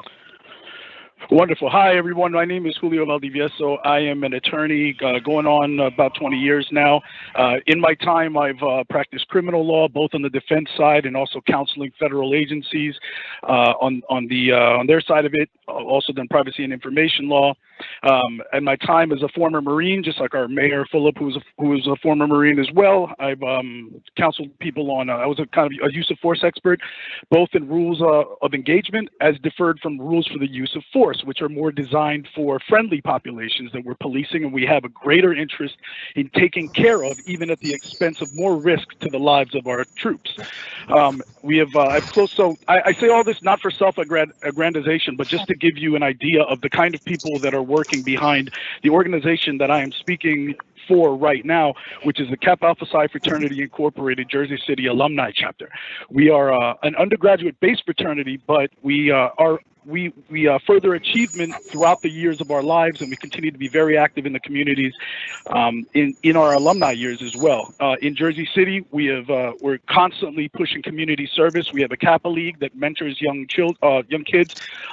We're looking at middle schoolers and high schoolers, where we focus mostly to try to prepare them for college and success in life. And also, even during this pandemic, we've been out there, distributing food as part of food drives. So we have a vested interest in the community, and we want to see its success. Since last year, when this police violence that has been a continuing issue for our nation since its inception and even before, started getting major media attention more than ever before. We started doing some heavy research into ways to make this community better. One of the first things we did was a lot of research. All right, we went online and we found out that, you know, your latest statistics published by the police department for internal affairs are like 2018, so it's not current, and hopefully maybe that can be remedied. But it showed that in our city of hundreds of thousands of residents, we're looking at only 150 complaints, something around there in the entire year, and only 20 of them were based on excessive force by police. So what we did was we held a Zoom meeting for the public to come in and be able to, you know, give us a real kind of temperature check. Hey, are these stats reflective of what we're seeing in the community? And what we found was that no, they weren't. Citizens were having all kinds of issues that weren't being reflected in those statistics. And even if you go on the force report for New Jersey, you'll find that Jersey City has a lot more reported use of forces than what's reflected in your internal affairs statistics. And in fact, a black person in Jersey City is 489% more likely to have force used on them than a white person based on population. And then based on arrests, a black person in Jersey City is almost 200% more likely to have force used on them than a white person. I don't have a lot of time to dwell on these stats, so I'll push past this. Basically, we also reached out to a lot of police officers, both inside Jersey City and outside, and got some candid discussions with them off the record to try to educate us more about practical implications of some of the police reform. Yes. Julio, your time is up. Yes. All right. Well, I've sent you all an email. And hopefully, I've sent it individually to your email accounts. Hopefully, you've all received it. And we expect to hear back from you because the mayor has ignored us for weeks. Thank you, Julio. Okay, we're going to move on to our next speaker. If we can hang up the line so we can patch our next speaker through, I greatly appreciate it. Okay, I believe we have our next speaker on the line. If you can identify yourself for the record, please. Hi, good evening. This is Danielle Freire. Okay, Danielle, your time is going to start on my countdown. You're going in 3, 2, 1, go. Good evening, everyone. My name is Danielle Freire. I'm a lifetime resident of Jersey City's Ward D. I am privileged to chime in here and share a few words in support of Resolution S2656A5301. I think we already understand the nature of unchecked power. It's never a matter of if, but when and how much such power will be abused. In the wake of horrible tragedies we've all been witness to, there's nationwide anger towards American policing, and this anger is justified. Calls for strengthening police-community relations mean nothing if a police officer's misconduct is kept a secret to the public. This is a small but positive step in the right direction. We are set to be the largest city in the state, and we have an opportunity to make bold statements about what we stand for in Jersey City. Frankly, we should be leading the efforts to naming and addressing the systemic racist policies that keep communities in the dark and disempowered. So yes, of course, I support full transparency. I support Resolution 26565301. I would urge the council to do the same. Thank you so much.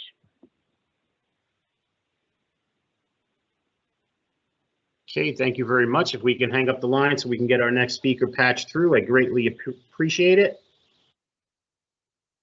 Okay, we're just getting our next speaker on the line. Just bear with us.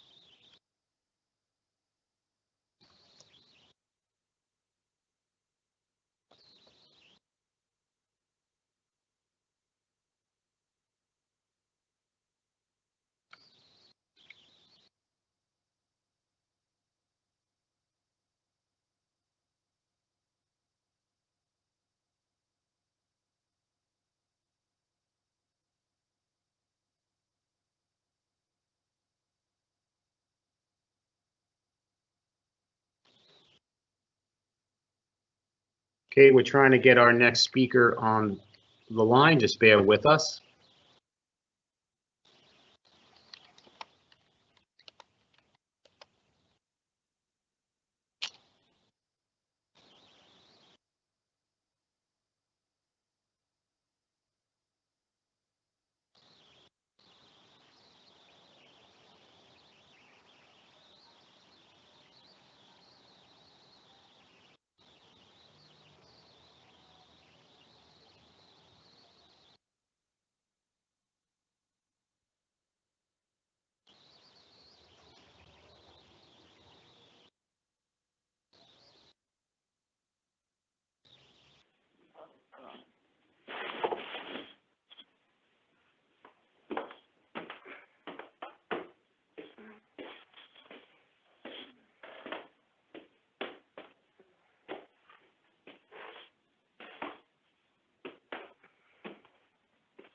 Okay, we're trying to get speaker 5.20 on the line. We had a problem with the telephone, but I believe we have our next speaker, 5.21 on the line. If you can identify yourself for the record, please. Pace Cardi. Okay, Pay, your time is going to start on my countdown. You're going in 3, 2, 1, go. Okay, Pace Cardi. I'm going to just a very brief. When I saw a newspaper, the dispatcher has a problem and died in a hospital. I was so shocked because since when Jersey City, especially the COVID shot was controlled by the city, and they have to put their life online and doing all the stuff, and the end result was like that. And you see, money is the key. Money talk and money walk. Everything is about money. COVID money was used in Jersey City in so many shape or form, but didn't use in the right shape. Okay, and we don't even know where's the COVID money for Jersey City goes. When I received the mask, the mask clearly indicate it's a surgical mask. Anybody has any knowledge about those masks knows that surgical mask doesn't filter the virus, doesn't have filter. How can the cities distribute such a mask and telling the residents that's for COVID? Okay, surgical mask is much cheaper than the mask that has a filter, which is green outside and the white inside, and it has 3 layers. Okay, so our Department of Health using the money and tell us that that's good for you. Shame on them, really. Where's the money goes? Everything is about money. But people's life is online. I don't believe that, having money can resolve everything. But Thank you, Pia. Okay, we're going to move on to our next speaker. If you can hang up the line so we can get our next speaker patched through, I greatly appreciate it. All right, I believe we have our next speaker on the line. If you can identify yourself for the record, please. Yes, good evening, Sean. This is Chris Gadsden. Sorry for the last number Yes. on my phone number. Yeah, no problem, Chris. I know we were having an issue trying to get you on the line. All right, so your time is going to start on my countdown. You're going in 3, 2, 1, go. Good evening, Council. I'm calling in support tonight for Resolution 1046, resolution supporting the creation of the Jersey City CCRB after Assembly Bill 4656. I pray that the exact ordinance that was worked on by councilpersons Ridley and Solomon is the one that's going to be utilized here in Jersey City. And hopefully challenges by the POBA won't be as aggressive, being that Carmine is not president anymore. And it's a shame that the community asked for meetings with Mr. Disbrow. And, we're hopeful that with new officer union leadership, we can work and activists and community leaders, we can work together to build those bridges. Also, please vote in favor tonight of 1001, Assembly bill that requires access to law enforcement disciplinary records. Internal affairs doesn't work for Jersey City, doesn't work for the public. So please begin to work on the local level, like after this is passed, that we can create more transparency, a better mechanism to hold people accountable here in Jersey City. On a side note, I think it's very disheartening that there has been a rash of violence that has taken place in the city, and there isn't a concerted effort. Now, that's everyone coming together. But the concerted effort on the city level to ensure that funding for anti-violence efforts are made. It's a shame that groups like Jersey City Anti-Violence Coalition and others are getting greater commitments from the state of New Jersey than from our own city. And we need greater commitments to support victims of gun violence and their families. And moving forward, if we're going to help our youth, we're going to have to get them employed. So I'm very appreciative of the efforts to employ youth during the summer, but we need more. We need more recreational activities. Got to bring back football, got to bring back basketball leagues to the park, and we got to bring back more apprenticeships. Newark is doing it. Newark engages their youth all year round, and we need to make that commitment here in Jersey City. I didn't see the caucus meeting, so I don't understand why Bespoke is receiving $15 million. I believe they could do whatever they're doing at Ferris High School and other sites throughout Jersey City for a whole lot less money. I'll go back and look at that, and if you can explain that, I definitely appreciate it. And I also don't believe that we should be approving any appointments of people who do not reside in Jersey City. So once again, thank you for everyone's efforts who are working hard. Councilperson Ridley, Solomon, keep fighting the good fight. And that's all I have to say tonight. Thank you. Thank you very much. Okay, if we can just hang up the line so we can get our next speaker patched through, I greatly appreciate it. 5.22 went right to voicemail, so we're now going to move on to our last speaker, which I believe we have on the line. If you can identify yourself for the record, please. Darlene Green. Oh, Darlene, okay. Your time is going to start on my countdown. You're going in 3, 2, 1, go. Good evening. My name is Darlene Green. I'm aide to Commissioner Walker and president of the Hudson County Democratic Black Caucus, and I am in full support of the efforts of McKnight and Ridley to lay down groundwork for the Civilian Complaint Review Board. I just want to read a small caption of the press release that will be public tomorrow.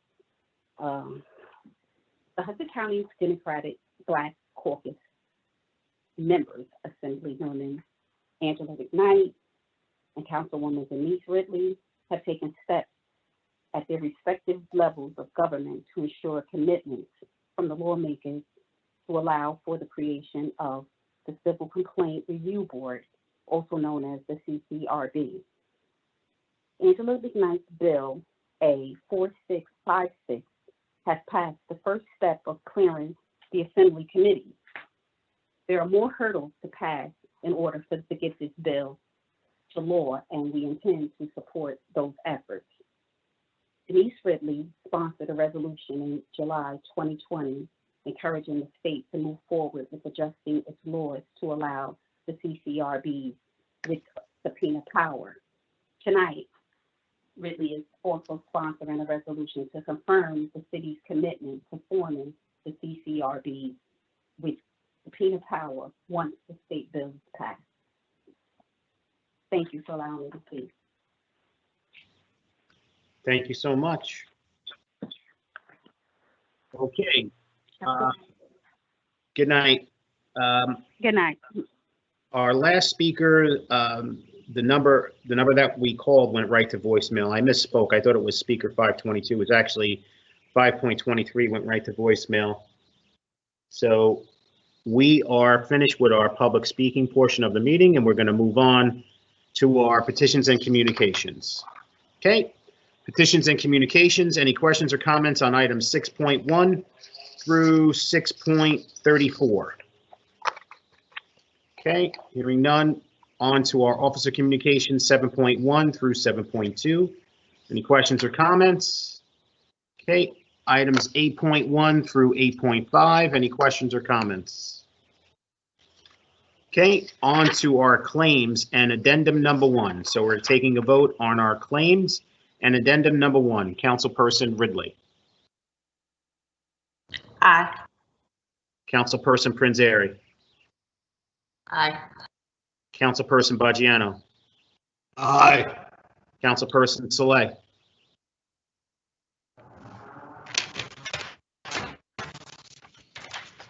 Councilperson Saleh, are you there?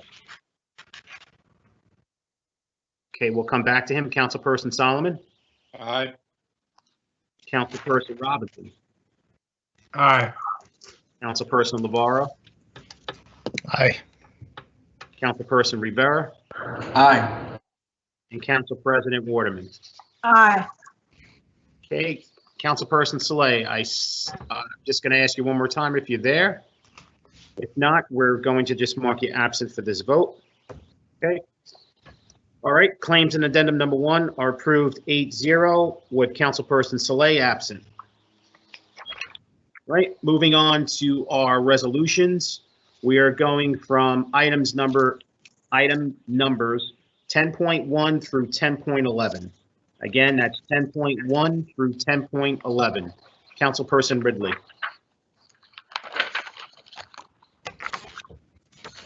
One to 11. Aye for all. Thank you. Councilperson Prinzary. With regard to 10.1, Councilman Solomon, thank you for sponsoring this. And also want to thank our state legislators for moving these bills through committee. It's important that all levels of government do work together on that. For the aye for all. Thank you. Councilperson Baggiano. Abstain on 10.1 and aye for the rest. 10.1 abstain and aye for the rest. Got it. Okay, Councilperson Saleh. Aye. Apologies, I was breaking my fast. That's okay. Okay.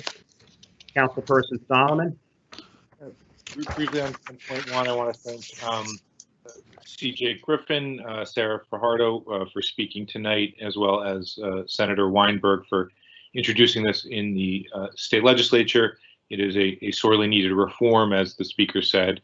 New Jersey is behind 20 other states in its transparency, and if the events of literally today in Chicago, teach us anything, it's that we have to build trust between police and community, and transparency is one of the core building blocks of that. So I want to thank them for pushing this and for bringing it to my attention, and then for my colleagues' support here. So with that, I vote aye for all. Thank you. Councilperson Robinson. Aye for all. Councilperson Navarro. And 10.1, thank you to Councilman Solomon for introducing this resolution in support of Senate Bill number 2656, Assembly Bill 5301, and to the legislative sponsors. As Councilman Solomon noted, just today in Chicago, the young man who was shot in Chicago. It's tragic, and we've just seen. I mean, we are at a moment in time in history here in this country. The Derek Chauvin trial is center stage for the entire country and the entire world. We saw the events in Brooklyn Center, Minnesota, with Mr. Wright, who was murdered there as well, and then we saw the video of Lieutenant Nazario, who was assaulted by officers. I think that was in Texas. So people will say that, well, that's not Jersey City, but New Jersey and Jersey City is not immune. We need to ensure there's transparency so that all our communities can feel that they have fairness in the justice system. We'll get a fair shake here. So I strongly support this, and thank you for bringing this to the fore. let me shift to 10.4. And I'll set it up with him. How about that? Okay. All right. Councilman Saleh, come on, pipe down. Hold on 1 second. Hold on 1 second. I'm just joking. I'm messing. I really don't know who that was because everybody's mic is muted. That's crazy. Okay. Go ahead. I apologize for that. No worries. On 10.4, I appreciate all the answers and information that was provided to me from Health and Human Services and Stacy Flanagan regarding the vaccine program. Look, I voted no on this the first time. I had concerns about this vendor. I'm glad that people are getting their vaccines and that the delivery of the vaccine seems to be moving. I raised a number of questions from things that, and I don't know if Director Flanagan, I know I asked at the last minute to see if we could get Bespoke to be here. Wish I'd asked that sooner on Tuesday, but it just occurred to me that because we have so few times people coming before this council to actually speak, but that they really should answer to this. This is like a $15 million contract. It's a big contract. There were many promises made, 125 staff hired, according to the information that was provided by the director, 125 employees hired for this vaccine effort to date, over $1 million spent through the first 3 months, and this contract promises $15 million more. We talked about the idea of hiring local around that, and we don't really have any numbers or reports on that. I have concerns about that. The marketing and outreach, early on in this campaign, there's a high level of interest and demand for the vaccines. As we move forward, the vaccine hesitancy that we see throughout the country and in our own communities will become evident. And so the outreach campaign has to be stronger. We've talked about the online campaign and the website, and that is not currently available, and although there are promises to make it available in the near future. But I have not seen evidence of a marketing campaign or the marketing capabilities of this organization in their first 3 months.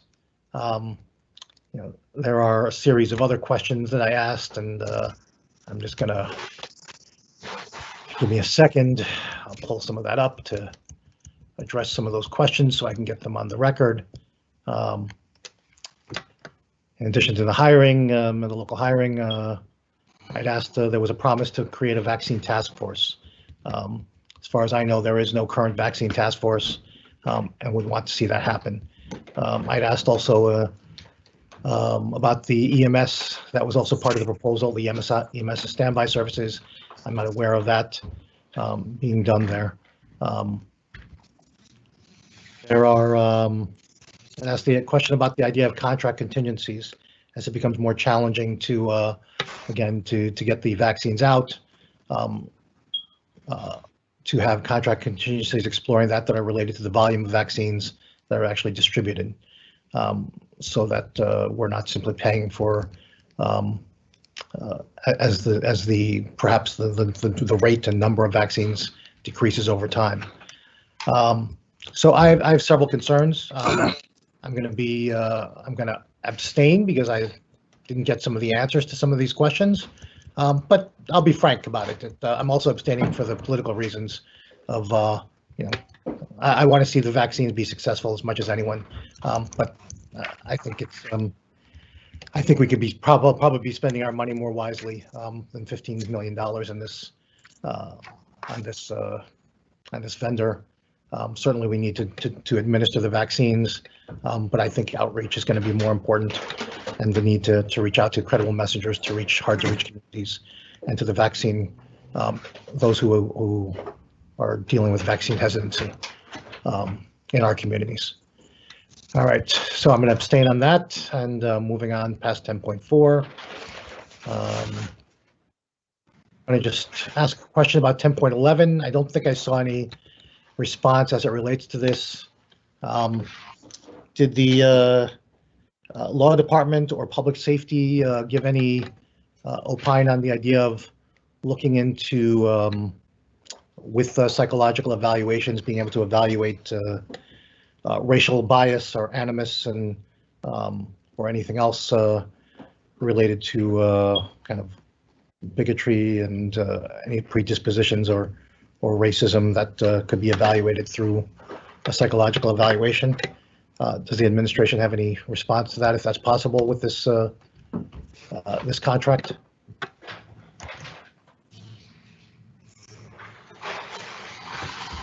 Councilman, I don't have any clarification on that particular question right now.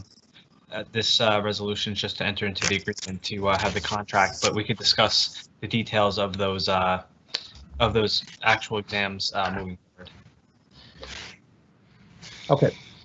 Yeah, I mean, I did raise it at caucus, just for the record, and I would ask that that be explored and looked into as we deal with these issues of race and equity and justice in our policing systems, and so would ask that look into that possibility of whether we could do that. I'm going to abstain on that one as well, and then I'll vote aye on all the rest. Okay, just to recap, you're abstaining on 10.4 and 10.11 and aye on all the rest, correct? Correct. Thank you. Councilperson Rivera. I vote aye. Thank you. And Council President Waterman. Aye. Alrighty. If I can just recap. Item 10.1 is approved 801 with Councilperson Baggiano abstaining. Items 10.2 and 10.3 are approved 9-0. Item 10.4 is approved 801 with Councilperson Navarro abstaining. Items 10.5 through 10.10 are approved 9-0. Item 10.11 is approved 801 with Councilperson Navarro abstaining. And that will complete those items 10.1 through 10.11. Alrighty, before we move on to the next set of rezos, Councilperson Saleh, are you there? Yes, yep. Okay, I would like to get your vote on the claims and addendum number 1. I vote aye. Okay, great, thank you so much. So let me just recap that. Claims and addendum number 1 are now approved unanimously 9-0. Thank you for that. Okay, on to our next set of resolutions. We're going from items 10.12 through 10.22. Again, 10.12 through 10.22. Councilperson Ridley. On 10.13, I just want to say that I'm happy to see some movement on the renovation of Columbia Park playground, and thank you to all the residents who put input into that design for the city. On 10.14, I'm happy that we are moving forward with repaving and redoing Caven Point. We've gotten a lot of calls about that lately, so I'm hoping that these 2 resolutions move forward. And with that, I vote aye for all. Thank you, Councilperson Prinzeri. Aye for all. You, Councilperson Baggiano. Aye for all. Councilperson Saleh. Aye for all. Councilperson Solomon. Clerk, I'm sorry, what number are we going to? We're going from 10.12 through 10.22. Okay, I'll put no on 10.18 and aye on all the rest. No on 10.18 and aye on all the rest. Got it. Thank you. Councilperson Robinson. Thank you, Director Vicio and the Department of Engineering for 1016. We had 2 bus stops within 1 city block, and I just wanted to say thank you again for all your work on 3.2 as well. I vote aye on all. Councilperson Navarro. No on 18 and aye on all the rest. Okay, thank you. Councilperson Rivera. Aye. And Council President Waterman. Aye. Okay, if I can just recap, please. All right. On items 10.12 through 10.17, they are approved 9-0. Item 10.18 is approved 7-2, with council members Solomon and Navarro voting no. Items 1019 through 1022 are approved 9-0. Okay, moving on to our next set of resolution items. Items 10.23 through 10.33. Again, Sean, before Yep. we start, can I just address the council for a second? Sure. All right, I want to talk about 10.28, and I want to let everybody understand what went on here. First of all, no one in the community was ever notified, and Hudson Gardens, the head of the Hudson Gardens Association, was never spoken to. There's a lot of problems there. First of all, there's no security there, and we are having constant problems with the current situation. And the Garden State Episcopal hasn't done anything to solve these problems.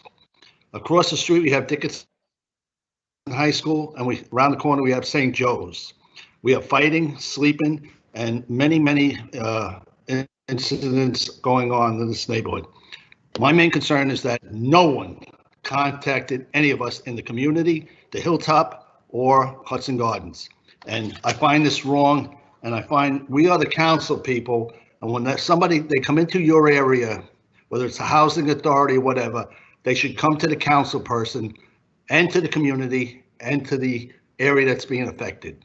And I just want to let you know, and that's why I asked for it to be pulled. I think it should have been pulled. We should have sat down with the community, sat down with Hudson Gardens, because a lot of people are irritated. And it says the expansion. We have enough problems right now going on with what's going on over at Hudson Gardens. Okay, I just wanted to say that. Okay, so again, council members, we're taking a vote on items 10.23 through 10.33. Sean, if I may, just to be a. Sure. Yep. So, Sean, I just want to kind of discuss some of the points that Councilman Borgiano said there. Councilman Borgiano has been very adamant that there are some quality of life issues there, and that they definitely have to be addressed prior to us continuing in this process. And this resolution tonight is the first step that's going to be taken to potentially accomplishing some of these improvements in services being provided in that area. But I've been in contact with Councilman Borgiano and the council president on these quality of life issues, and they'll be addressed prior to any formal action taken moving forward. John, by increasing people coming there, it's only going to make it worse. You have young children in the projects there, and you have sexual people. Look, it should have been pulled, should have sat down with the people in the community, should have sat down with the people in Hudson Gardens who are furious over this here. So that's all I got to say, John. Okay. All righty. So again, council members, we're going to be taking a vote on items 10.23 through 10.33. Councilperson Ridley. To 33, right, Sean? To 10.33, yes. Okay. Aye for all. Thank you. Councilperson Trinzeri. Councilman Borgiano, I do understand you and the community concerns, but as I understand, this is just a first step, and any future movement will be coming back toward council. I know that this is always a challenging issue because there are people that are very much in need of services in the city, and we do have to balance that with other needs. So I look forward to continued discussion on that, and I'm voting aye for all. Councilperson Borgiano. No, and I'm disappointed so far in the vote. You're voting no on 10.28 and 10.28, aye on the rest. Okay. Councilperson Saleh. Regarding 10.28, this is literally a first step. It's not allocating any funds. It's just expressing support for this. But I'm only going to vote aye for all on the condition that Councilman Borgiano and his request to have a meeting with the community is respected. And I think that is a request that if any other council person was asking for it, they should have it, regardless of what the agenda item is. It needs to be respected, and the community should be involved because there are outstanding issues. So I for all, but when this proceeds in the future, I expect that Councilman Boggiano's request was honored. Thank you. Councilperson Solomon. Aye for all. Councilperson Robinson. Councilperson Boggiano, you know, I feel your pain. It's a lot of homelessness going on over here on the south side of the city. We got some programs over here that's can use some help and can use some extra attention. It's tough. I know that you speak up and you fight for your people. I forgot to mention you early on the Lowe's Theater thing. I know you've been fighting for that for a long time, but this is not. I think if this was a vote to add this to the community, it would be definitely a vote no for me. But it's not a vote to add it because it's already there. It's a vote to try to help improve it, and let's just hope that the improvements improve the community on your side of town, because I get it. I understand your pain. Your pain is my pain, especially here, you know, on the south side of the city, as much as we go out in the streets each and every Thursday to try to figure out how to, you know, help our homeless issue over here. It's a tough task for all of us, and I know you're disappointed, but I'm going to vote yes, because I think we definitely need to keep these, you know, services going, but this is to help the services get better, hopefully. I mean, keep an eye on it. I know you're going to fight for your community, and I know that you really have your community and you wear it on your sleeve. So please don't be too disappointed in my vote. But for the homeless people, you know, I'm trying to help the issue as a whole throughout the city. So I vote aye for all. Jermaine, it has nothing to do with the homeless issue. What the issue is, the people running this organization up there do not care about the neighborhood. They don't do anything to solve the problems. And they need to do more and be held accountable. This is not going to solve the problem. This is only going to make it worse. I feel sorry for the homeless, and nobody is more involved in Journal Square with the homeless. I'm very involved.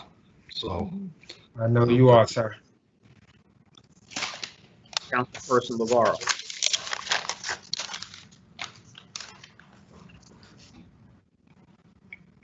Is he frozen? Looks like he's frozen. Sorry, was I called? Yes. I'm sorry, I have a bad connection. Can anyone hear me? Yes, we can hear you. Can you hear me okay? Yes. All right. Great. Sorry. So am I up? Yes. We're taking a vote on items 10.23 to 10.33. 10.30, okay. So let me, second.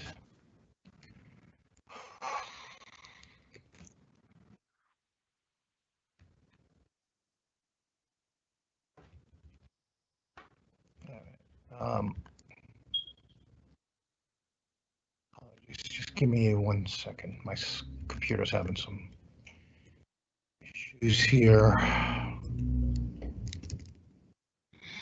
Okay. Let me start at 10:25, 10:26. Voting on 10:27. Appreciate the information that was provided. I'm still going to vote no, though, in large part just because, again, these are January 1st start dates in the contracts. I've been consistent in voting no on these contracts. We are now at April 15th and getting contracts for awards that are effective start dates of January 1st, essentially, or sometime in January. Let me turn to 10:28. So appreciate the all the information that was provided to me by Director Flanagan, Executive Director for the Housing Authority, Vivian Brady Phillips, Carmen Gandula, Director Gandula, and the administration. I don't, while I don't share the assessment of Garden State Episcopal that Councilman Boggiano, I think in their work and space around affordable housing and then around homeless and servicing the homeless population, I think the Garden State Episcopal CDC does a good job and requires more support from us. And but that's not to suggest or dismiss the concerns that Councilman Boggiano has raised. I think the drop-in center that's already there, the coordinated entry services, and that Garden State Episcopal has been providing, and I know Councilman Boggiano and Councilman Young expressed concerns going back several years now around that, and the services that Garden State Episcopal is providing, and that didn't meet to their satisfaction to date. So definitely something needs to be addressed there in terms of there's some disconnect there, and had attempted to do something there, but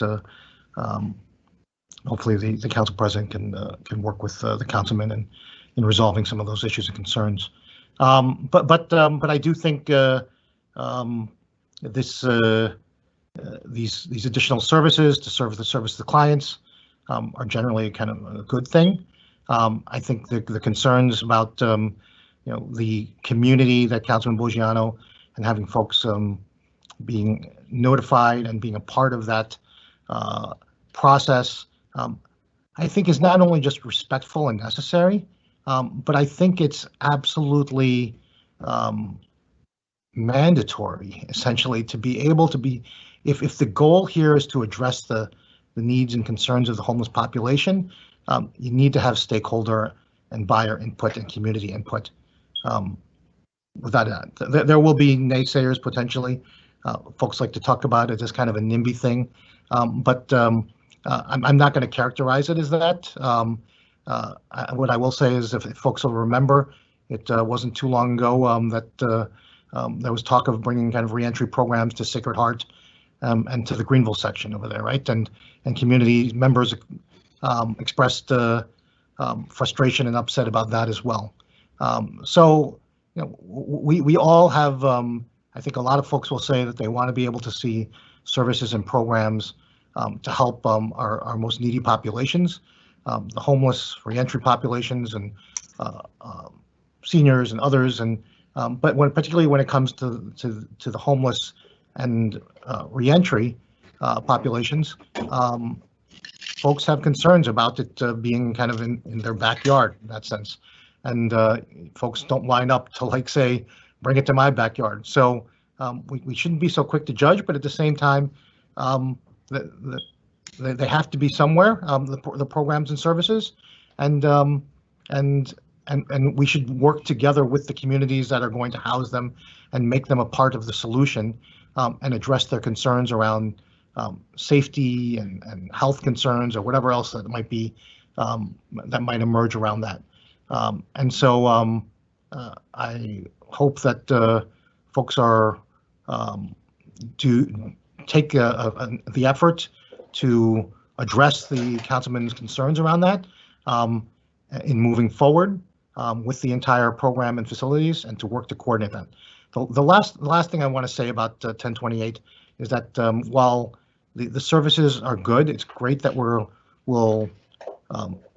there'll be laundry facilities, and that there'll be showers, and that there'll be a cafeteria and food, and so they will have access to that. They'll go into the coordinated entry, but at the end of the day, I think Councilman Solomon brought it up at the caucus meeting, is that permanent supportive housing is the solution to our homeless issues, not just here, but around the country. And so we need to be able to do more around that, to not just provide these services.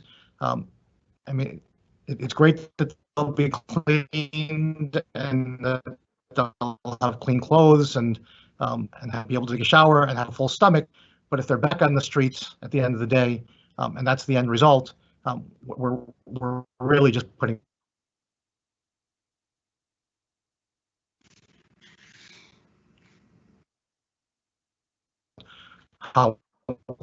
where are the funds are going to go into support the allocation of the resources, but we want to make sure it's sustainable and there's a commitment moving forward, long term, not just to provide these particular direct services, but then ultimately to provide housing.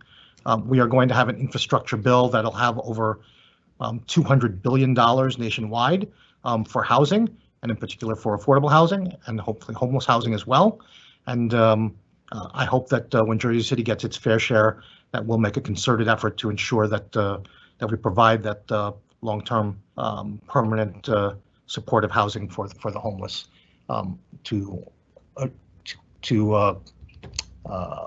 as a complement to this effort and to the coordinated entry that Garden State Episcopal provides.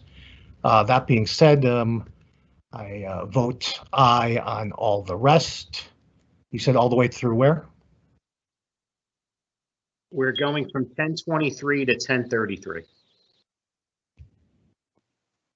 And I vote aye on all the rest.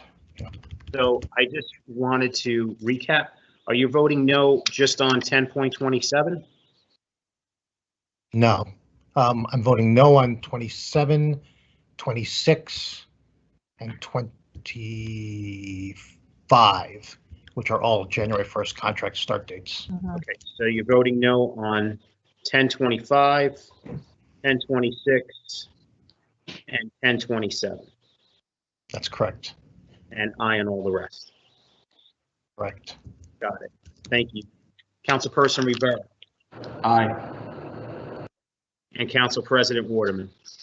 I just want to say for 1028, I understand Councilman Rich's concern. He's not against helping the homelessness. The problem is that population is causing really trouble in the neighborhood for the residents that live there. You know, I heard what Councilman Rolando said that, you know, a lot of times people don't want this type of programs in their backyard. But if you look at really history, these programs has always been put in low communities, income communities, these programs. And so it seemed like sometimes those who are less fortunate really don't have a voice, and they should have a quality of life also. So I see what Councilman Rich is talking about. And so I will work together with him, with the administration, and with, we have to reach out to Garden State Episcopal and to Housing Authority to see how we can correct the problem that's there. Okay, yes, you know, this will expand it, giving showers and a clean place and a place for them to eat. But there's still, excuse me, it still is a problem because they are still hanging out around there and sleeping in hallways and things like that. I drove by there. I went by there myself. And so with that, I will vote yes to make sure this is done. But we do have meetings coming set up to see how we can work together to correct the loitering problem that's there, because that is an issue. That is an issue there. So with that, I'll vote yes on all of them. But I do have my concerns because programs like this, it seems like always go to the poor neighborhood. Okay, thank you. Just to recap. Hey, Sean? Yeah. I was a little bit confused. I thought the resolution was 1038 instead of 28. I mixed those two up. I'm not changing my vote, but I just want to echo the sentiments of you know, my other council colleagues that we make sure that we are reaching out to the community before this moves any further, and that we also are being respectful of our respective ward council people with issues that are impacting their ward, because they do know their ward the best. So let's make sure that we're being inclusive of the community and that we are taking Councilman Borgiano's concern into consideration. And thank you, Council President, for being willing to do that. Okay, thank you. Okay, if I could just recap, items 10.23 and 10.24 are approved 9-0. Item 10.25 is approved 8-1, with Councilperson LeVara voting no. Item 10.26 is approved 8-1, with Councilperson LeVara voting no. Item 10.27 is approved 8-1, with Councilperson LeVara voting no. Item 10.28 is approved 8-1, with Councilperson Baggiano voting no. And items 10.29 through 10.33 are approved 9-0. Okay, for the balance of our resolutions, we're going from items 10.34 to 10.46. Clerk, can I ask a question of the administration before we vote? Sure. Sure. So to the business administrator, for the nominations for 10.41 and 10.42, there have been, I think, very legitimate questions raised about their residencies. And I'm wondering if the administration has any additional information to share with the council on those nominations. Thank you, Councilman. I think we do have Corporation Counsel on as well, and I believe that some information was remitted to the council president. Nick, if you could just kind of update us a little bit on the concerns related to those two issues. Peter? Oh, Council President, it's Nick. I am here. Can everybody hear Nick, me? you on? Okay. Okay. Because I know he distribute information to us and he couldn't do it by email. So I know every council person have it in their mailbox. Okay. Yeah. So Okay. there were as to the one candidate, Mr. Scalia, I believe there was hard copies of information that was forwarded to everyone. Council President, do you know if you or the other your colleagues do you all have that? I couldn't hear you, Nick. What you said? I'm sorry. Does all the members of the council have what was distributed? Yes, they do. It's in their mailbox because we couldn't do email.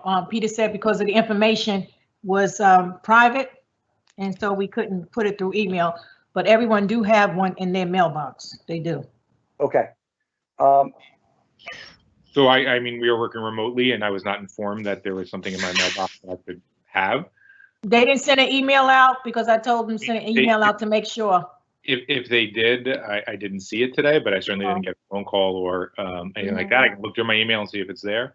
Okay. Because I told Des to send it out to let them know. It is certainly possible, but we are in a remote work environment. Mm-hmm. Is there some way for us to understand what the content of this is without violating any? The law department, could you describe it without violating your personal? It shows proof of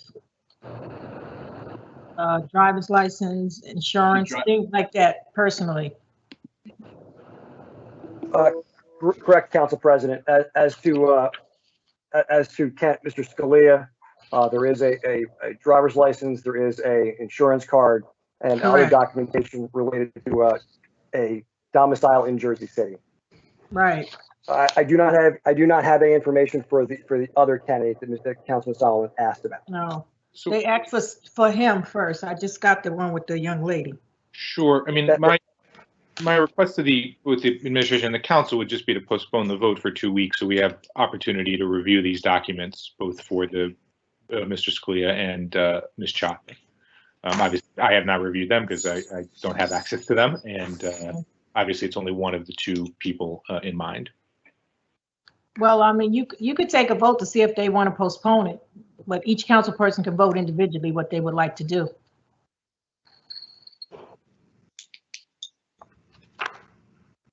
So, Councilperson Solomon, are you making a motion? Sure, I'll make a motion to defer the items 10.41 and 10.42 to the next meeting, which I believe is April 28th. So, motion to defer items 10.41 and 42? Correct. 10.42 to the April. And I would add that, you know, the document that we should all be requesting, and maybe it's in the packet, but obviously I have no idea if it's there, is an affidavit, right? A sworn statement to the courts attesting to someone's residency, both today, but also in prior years. And obviously a sworn document is these are officers of the court, and so the sworn document means something, right? Simply documentation is not the same as swearing, and I obviously don't know if that's included, but that is what I think the council should, absolutely be requesting to make sure we're doing our due diligence that the law is being followed. Okay, so the motion on the table is to defer items 10.41 and 10.42 to the April 28th meeting. The motion was made by Councilperson Solomon. Do we have a second? I'll make the second. Seconded by Councilperson Lavaro.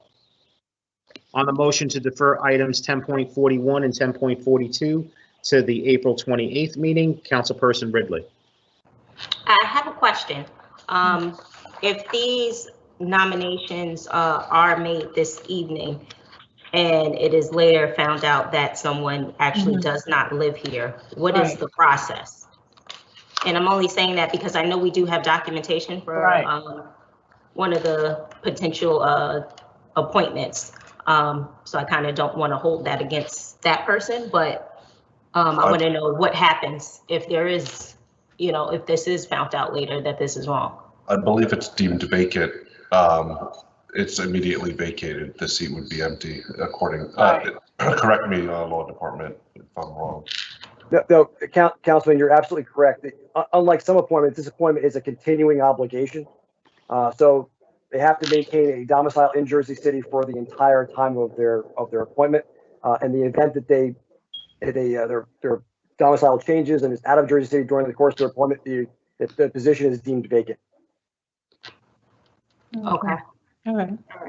So I'm going to vote no, because we do have documentation. While I understand some of the council people did not receive that, I just so happen to be in the office and I do have it.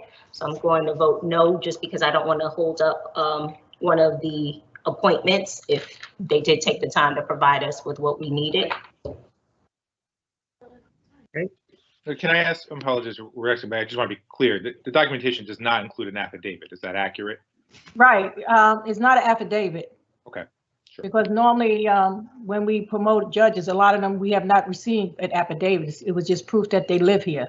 So now that could be something going forward that you could request. But normally the judges that we appointed before, they didn't have affidavits neither. Okay. Okay, Councilperson Prinzary. And so I also received the documentation today. So because I haven't been able to review it, I'm going to vote no. Okay. Councilperson Baggiano. No. Councilperson Saleh.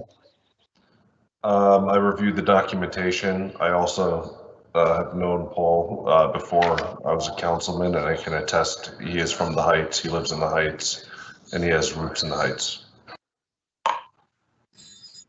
And your vote? Oh, no. Okay. Councilperson Solomon. So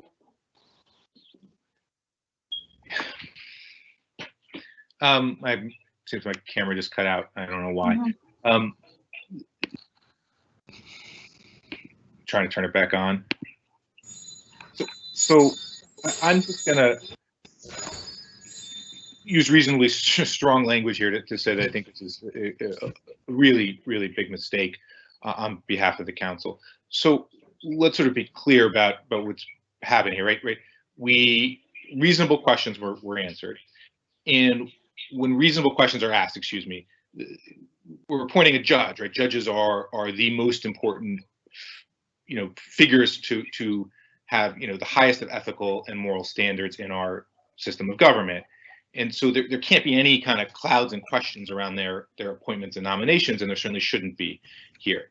And there's no harm whatsoever in delaying 2 weeks. Delaying 2 weeks doesn't harm anybody. It's not the city. No one is harmed by doing a serious review, and it can't be sort of forgotten that the two people involved have made a number of major political donations to 7 of the 9 of us here and the mayor. So I'm baffled that we wouldn't wait 2 weeks to be sure, and also demand an affidavit, right? An affidavit is a sworn statement and is not simply a document.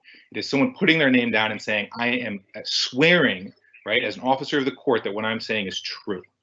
And that's all we need at this point. If both folks sign that affidavit, we have nothing to question right at that point, right? They've signed the affidavit, they've put their entire reputation, their legal license, and said that they are telling the truth.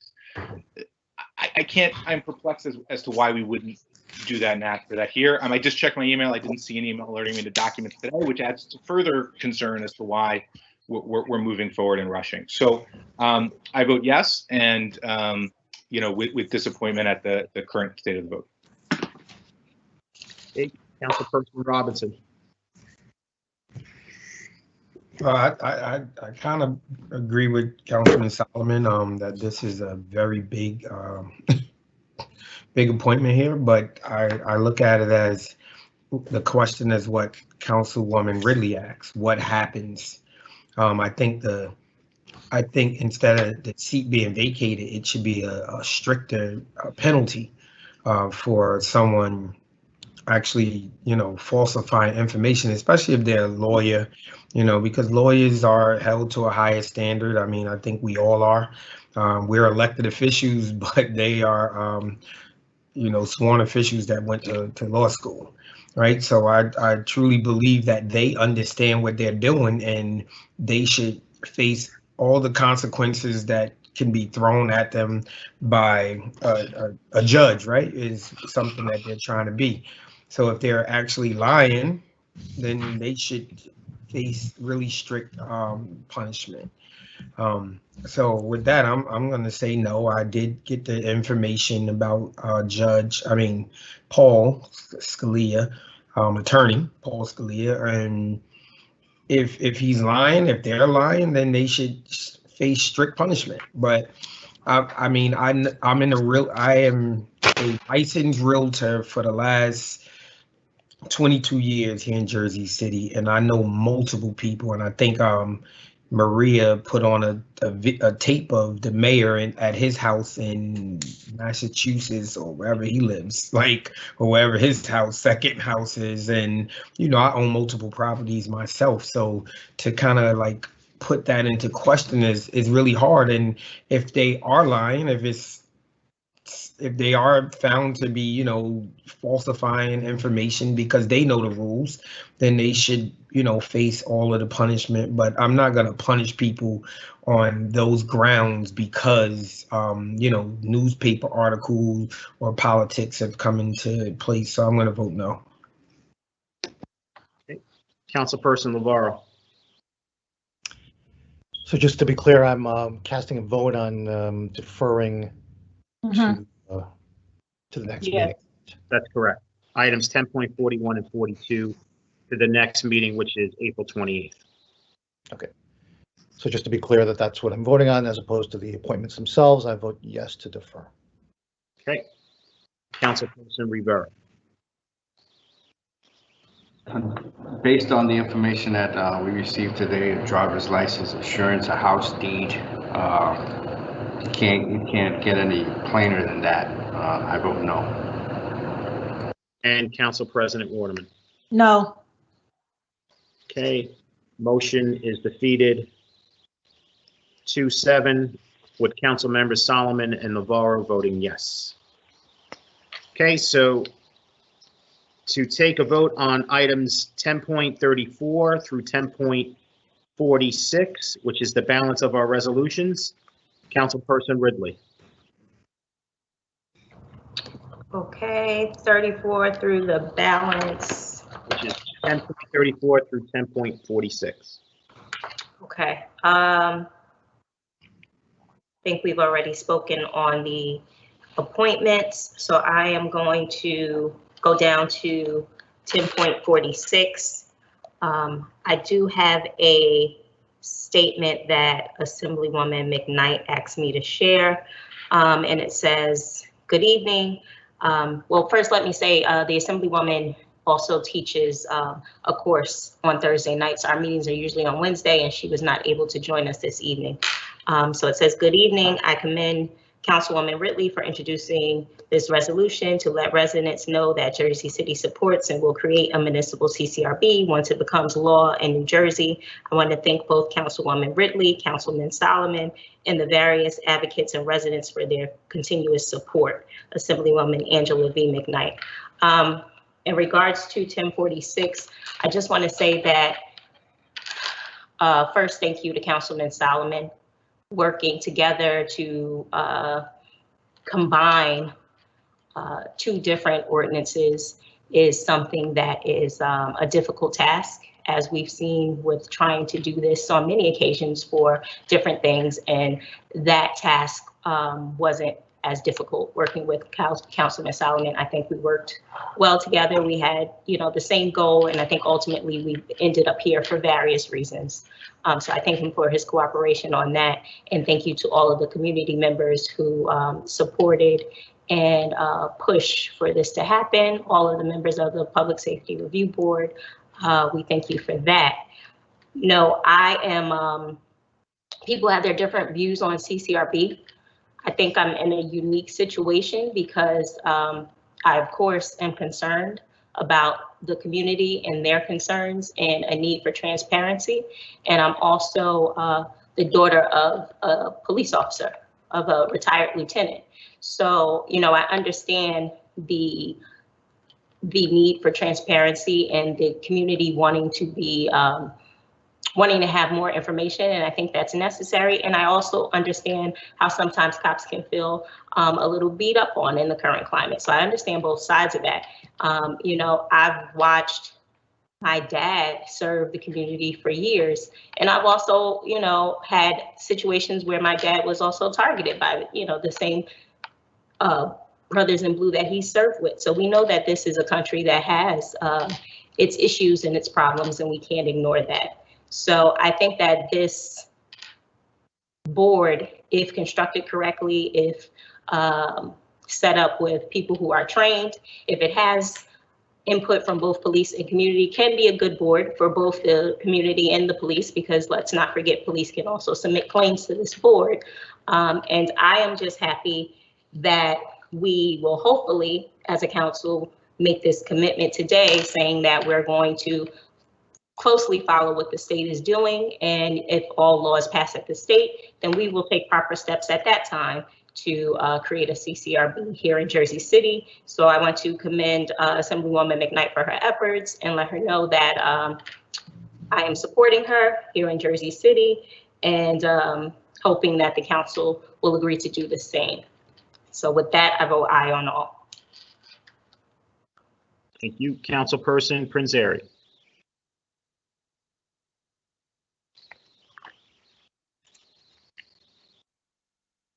Councilperson Prinzary, you're muted. Sorry about that. Okay. So I already made comments about the appointments, so I'll just speak briefly on 10.46 to Councilwoman Ridley and Councilman Solomon. Thank you both for your continued leadership and working with the community, working with our Assemblywoman McKnight. Thank you, Assemblywoman McKnight, for your leadership on this. This is an example of what really good government at all levels, when they're working together cooperatively and collaboratively, looks like in the best interest of the residents, but also balancing that fine line between, not doing any harm, including to our police officers that are absolutely doing the right thing all the time and are, really shining examples of what it does mean to serve and protect when it's done the right way. So thank you both again. I look forward to the final CCRB ordinance in its iteration as the state bill makes its way through its channels. And with that, I vote aye for all. Councilperson Baggiano.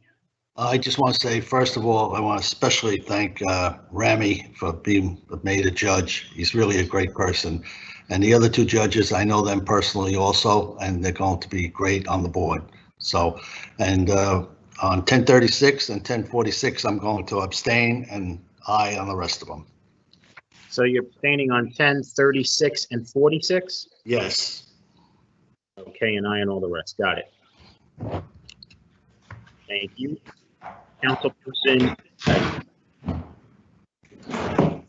Sorry, I heard basically aye for all. And regarding Judge Rami Eid, I couldn't think of a more honorable and more stellar individual to serve as the chief judge for Jersey City Municipal Court. It's a historic moment for our community, and I'm grateful and thankful to be an eyewitness to history.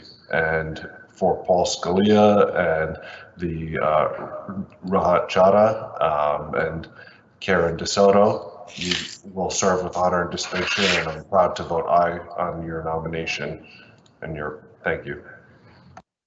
And also for the Civilian Complaint Review Board, just want to thank my council colleagues, Denise Ridley and Councilman Solomon, and also Assemblywoman Angela McKnight on spearheading this and working alongside the community. Okay, Councilperson Solomon. You're on mute, Councilperson Solomon. So I apologize in advance. I have a lot of comments on different items. So 10.35, 10.36, I'm going to vote aye. Just briefly on 10.36, I know there were some comments about the Exchange Place Alliance and the potential renovations in Exchange Place. You know, I've spoken with the executive director of the Alliance, and there is a firm commitment to hold a public meeting, likely virtual in the current environment, to review any plans for Exchange Place prior to any construction occurring. And I also believe it would go before the planning board as well. So whenever that meeting is ready to be scheduled, we will make sure that everyone is fully aware. I am happy to also reach out and find time to go individually with some of the I will know it's been difficult for me to schedule, and that's on me, but I will make sure to schedule a visit there. And then on the questions around the Open Public Meetings Act, this will come back to us in a month. I will talk to Council President Waterman and Exchange Place Alliance on the current compliance with the Open Public Meetings Act. So I'll vote yes on 1037, 1038. I'm going to vote no on 1039. Just because there's nothing personal on 1039 for any reason. I've been voting no or abstaining on every MUA appointment to date because I've been disagreeing with certain choices that the current MUA board is making. 1040, vote yes. Congratulations to full-time Judge DeSoto. 1041 and 1042, I'm going to vote no on both. I made my remarks earlier, so you know that the gist of it, but just to reiterate, I really don't see what harm was created by delaying 2 weeks so that every question could be answered, and then more definitively having us as a council getting sworn affidavits, a sworn legal document in which each person attested to their current place of domicile, and that would have allayed any fears, and to move forward without that information, I think raises more questions than answers.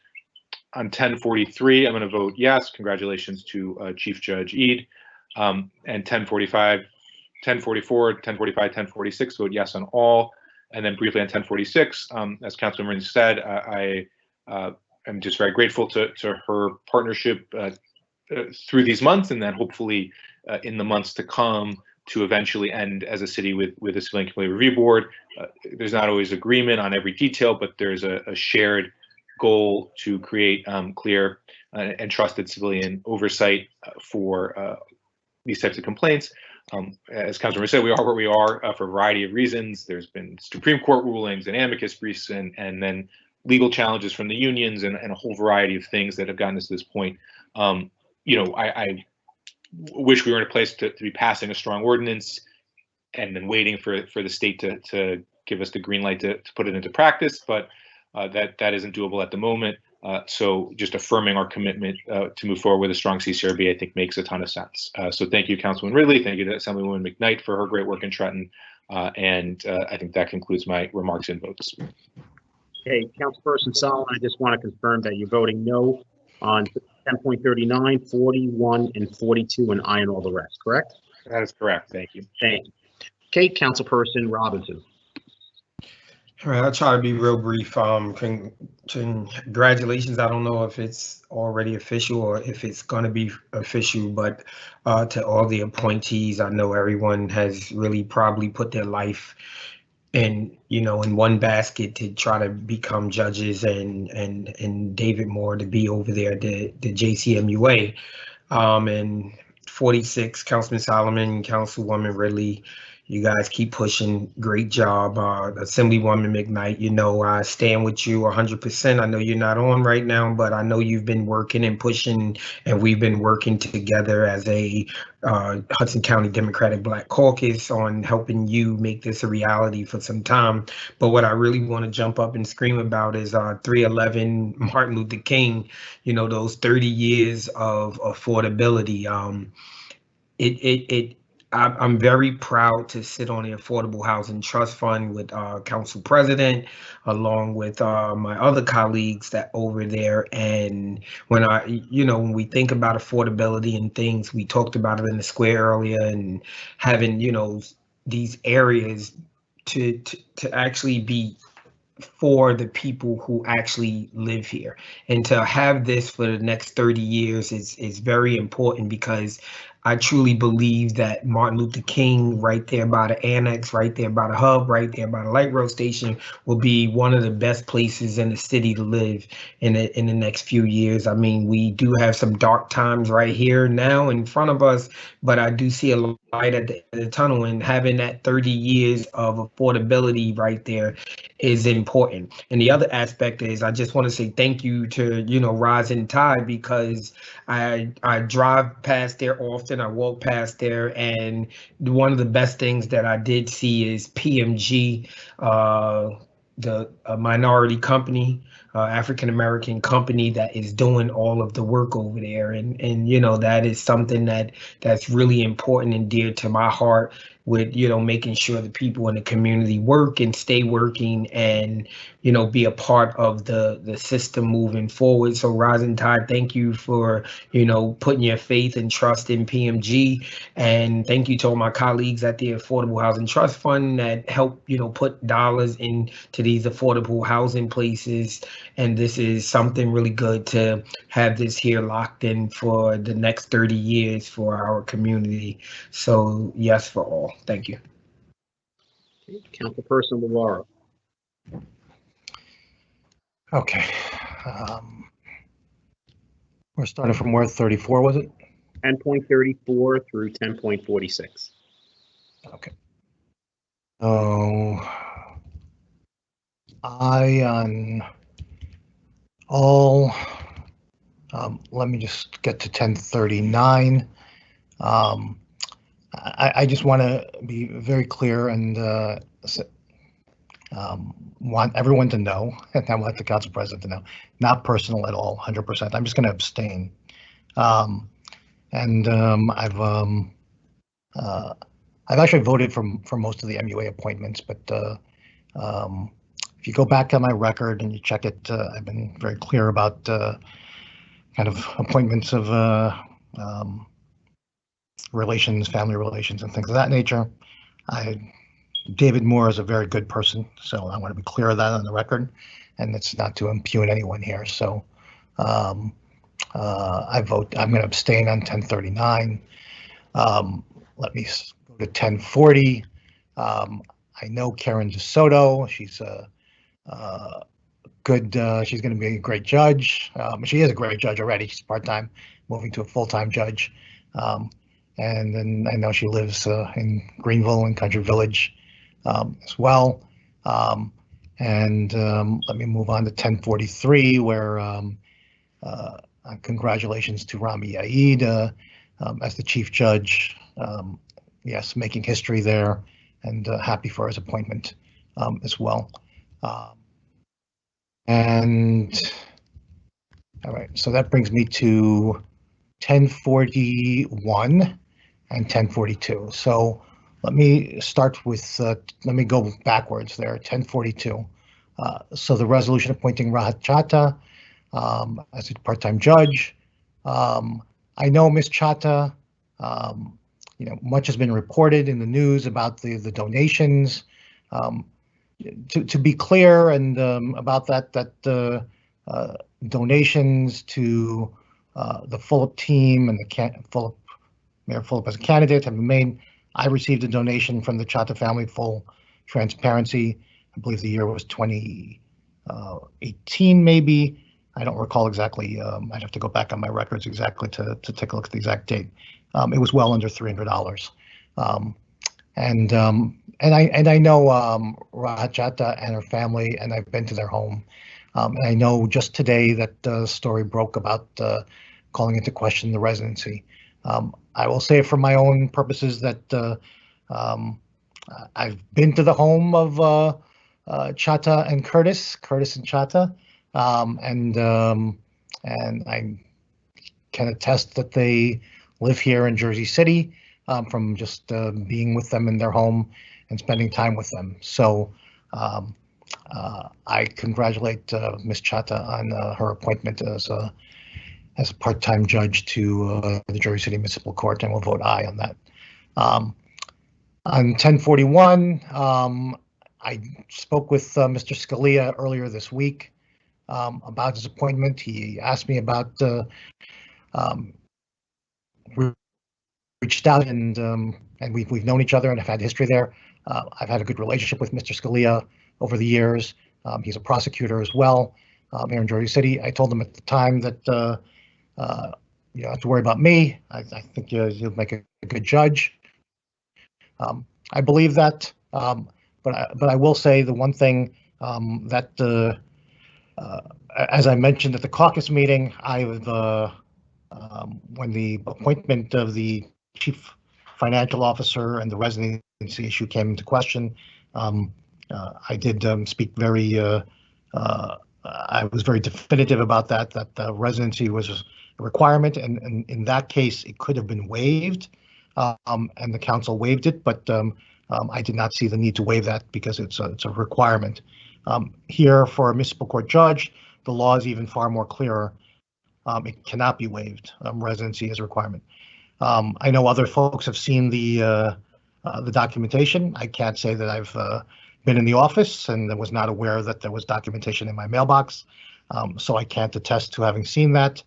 And I can't say definitively that I've been at Mr. Scalia's home, although I've been to Paulie's Brick House on Central Avenue as well.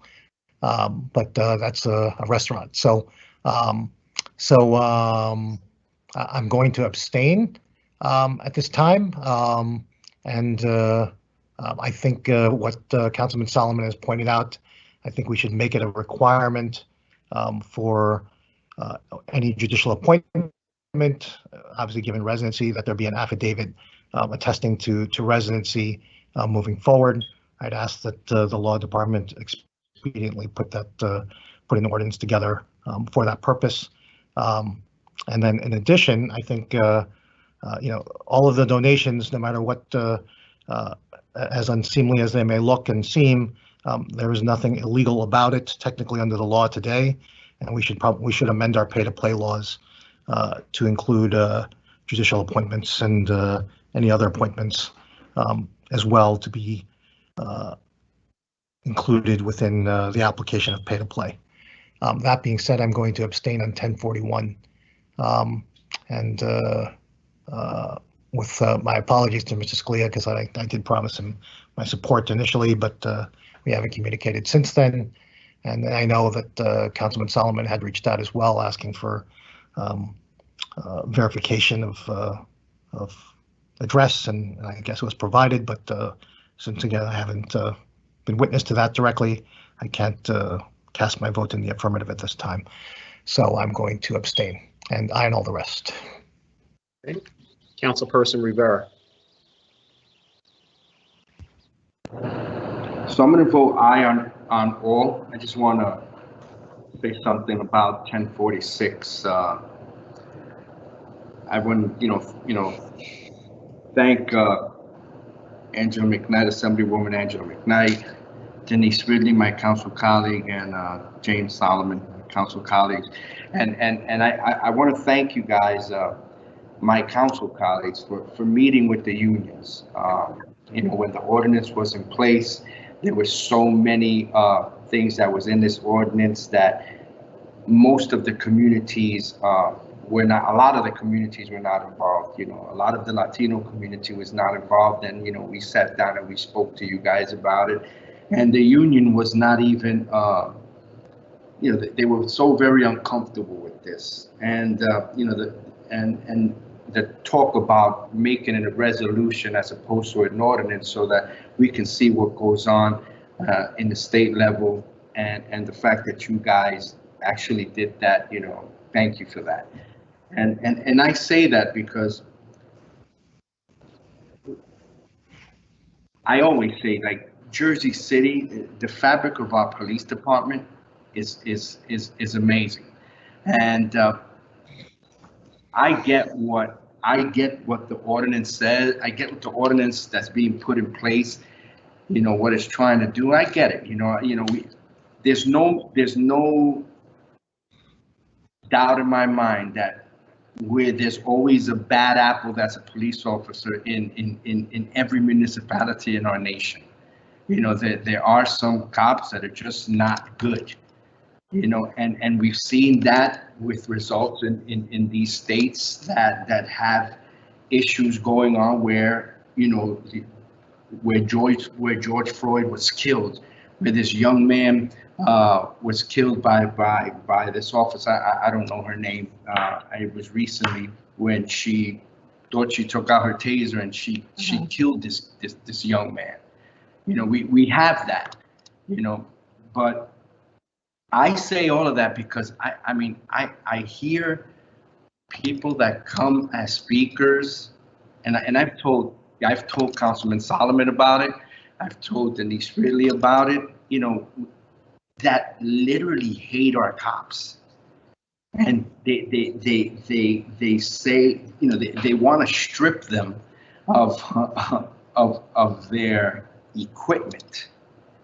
And that's not the fabric of our police department. We don't do that, and with incidences that happen in our police department, we've either terminated police officers with bad conduct that they've done, and we have cases that are still pending in discovery, whatever that law term is, that it's still being reviewed. But to say that the Jersey City Police Department is horrible, and to say that our cops are bad because they've said it, and sometimes it's being supported by our council colleagues. We need to make sure that we verify what we say. And I'm not saying it so that I'm probably going to get a million speakers to say Councilman Rivera is pro cop. I'm 100% pro cop because I coached over 15,000 kids in this city, and a lot of them, when they were 5, 6, 7 years old, their dream was to be a cop, or a firefighter, So we as people that were in these kids' lives, whether they were single parents, no parents, raised by their grandparents, adopted kids, when kids came up to us, boys and girls, and said, we want to be a cop, our job as mentors, we guided them in that right direction, we kept the sight on their goal. And when I see these movements that talk about the negativity of cops, and some of the cops that I coach, they go, "Hey, coach," they don't call me councilman, they call me coach. They say, "Coach, are you supporting all of this craziness? We're doing our job." And again, like I stated before, there are some bad cops. There's no mistake about it. But the fabric of our police department, our Jersey City Police Department, that's not what we're all about. So again, I want to thank both of my colleagues for listening to the unions, for listening to the membership, and bringing this to a resolution. And once the state approves this and we get the green light from this, listen, it becomes law. The department has no choice but to abide by it. I'm 100% for it. But we got to make sure that we do the proper steps correct. And sorry for the long spiel here. Thanks a lot, and I vote aye on everything.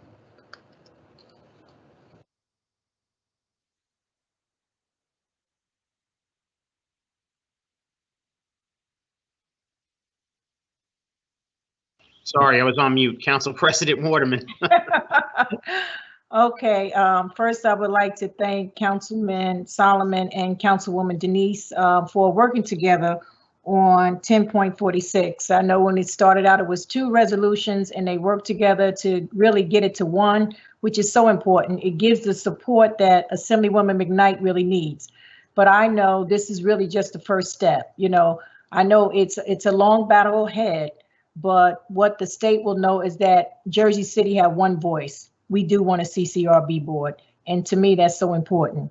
I want to congratulate all the judges. I want to congratulate the lawyers that's going to judges and the judge that's going from part-time to full-time, and for the judge that's going to be chief judge. I want to say congratulations. I know you guys work hard over there in the municipal court. I stay in touch with the director over there, Wendy, and I know you're going through a transition now with people leaving out and it's chaos over there, but you do have my support. I congratulate you. I know you'll do a good job because you always have. I expect nothing less. You're great people. You really are. And so with that, I vote yes for all. And for 1039, I'll just abstain. Okay. So you're abstaining on 1039, aye on all the rest, correct? Council Yes. President? Okay, very good. If you can allow me to recap, items 10.34 and 10.35 are approved 9-0. Item 10.36 is approved 8-0-1 with Councilperson Baggiano abstaining.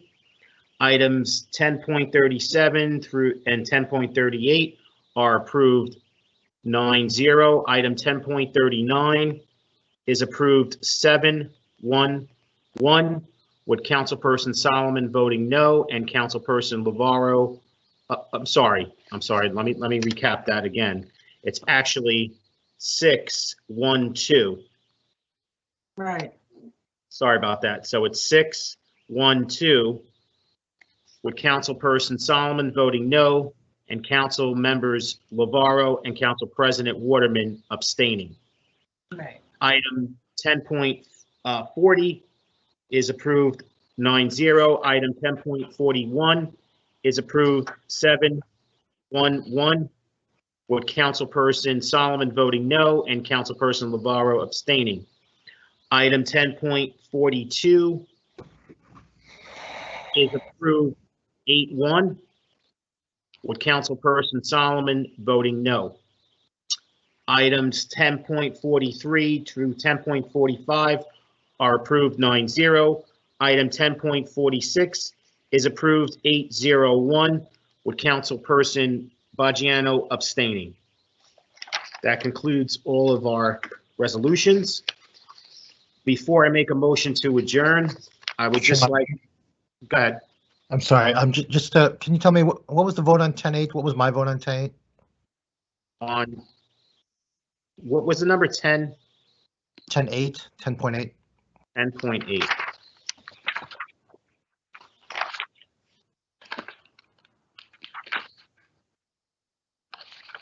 You voted in the affirmative. Voting on the affirmative. You voted yes. I'm sorry, I need to change that vote. I should have voted no on that. So you're voting no on 10.8? Yep. Okay. You allowed me to recap that vote. Item 10.8 is approved 8-1 with Councilperson Lavaro voting no. Right? Yep.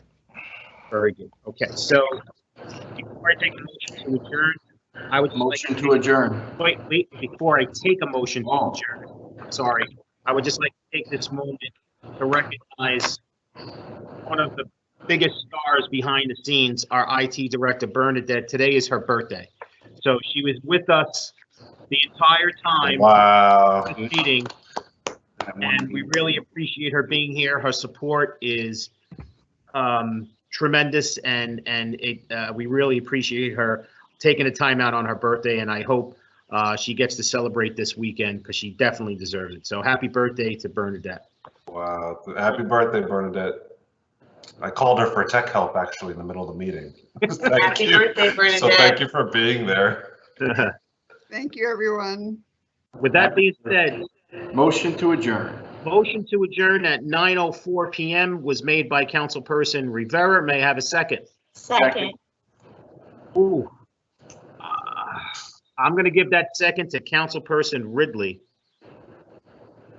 On the motion, Bernadette.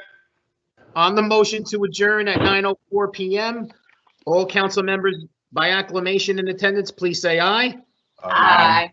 Okay, we are out of here at 9:04 p.m. Thank you so much, Council President, members of the council, ladies and gentlemen, members of the public. Please remember, we are not done with this pandemic, so when you're out and about, please mask up, keep your social distance, and we will get through this together. Stay safe, everyone. Have a great night.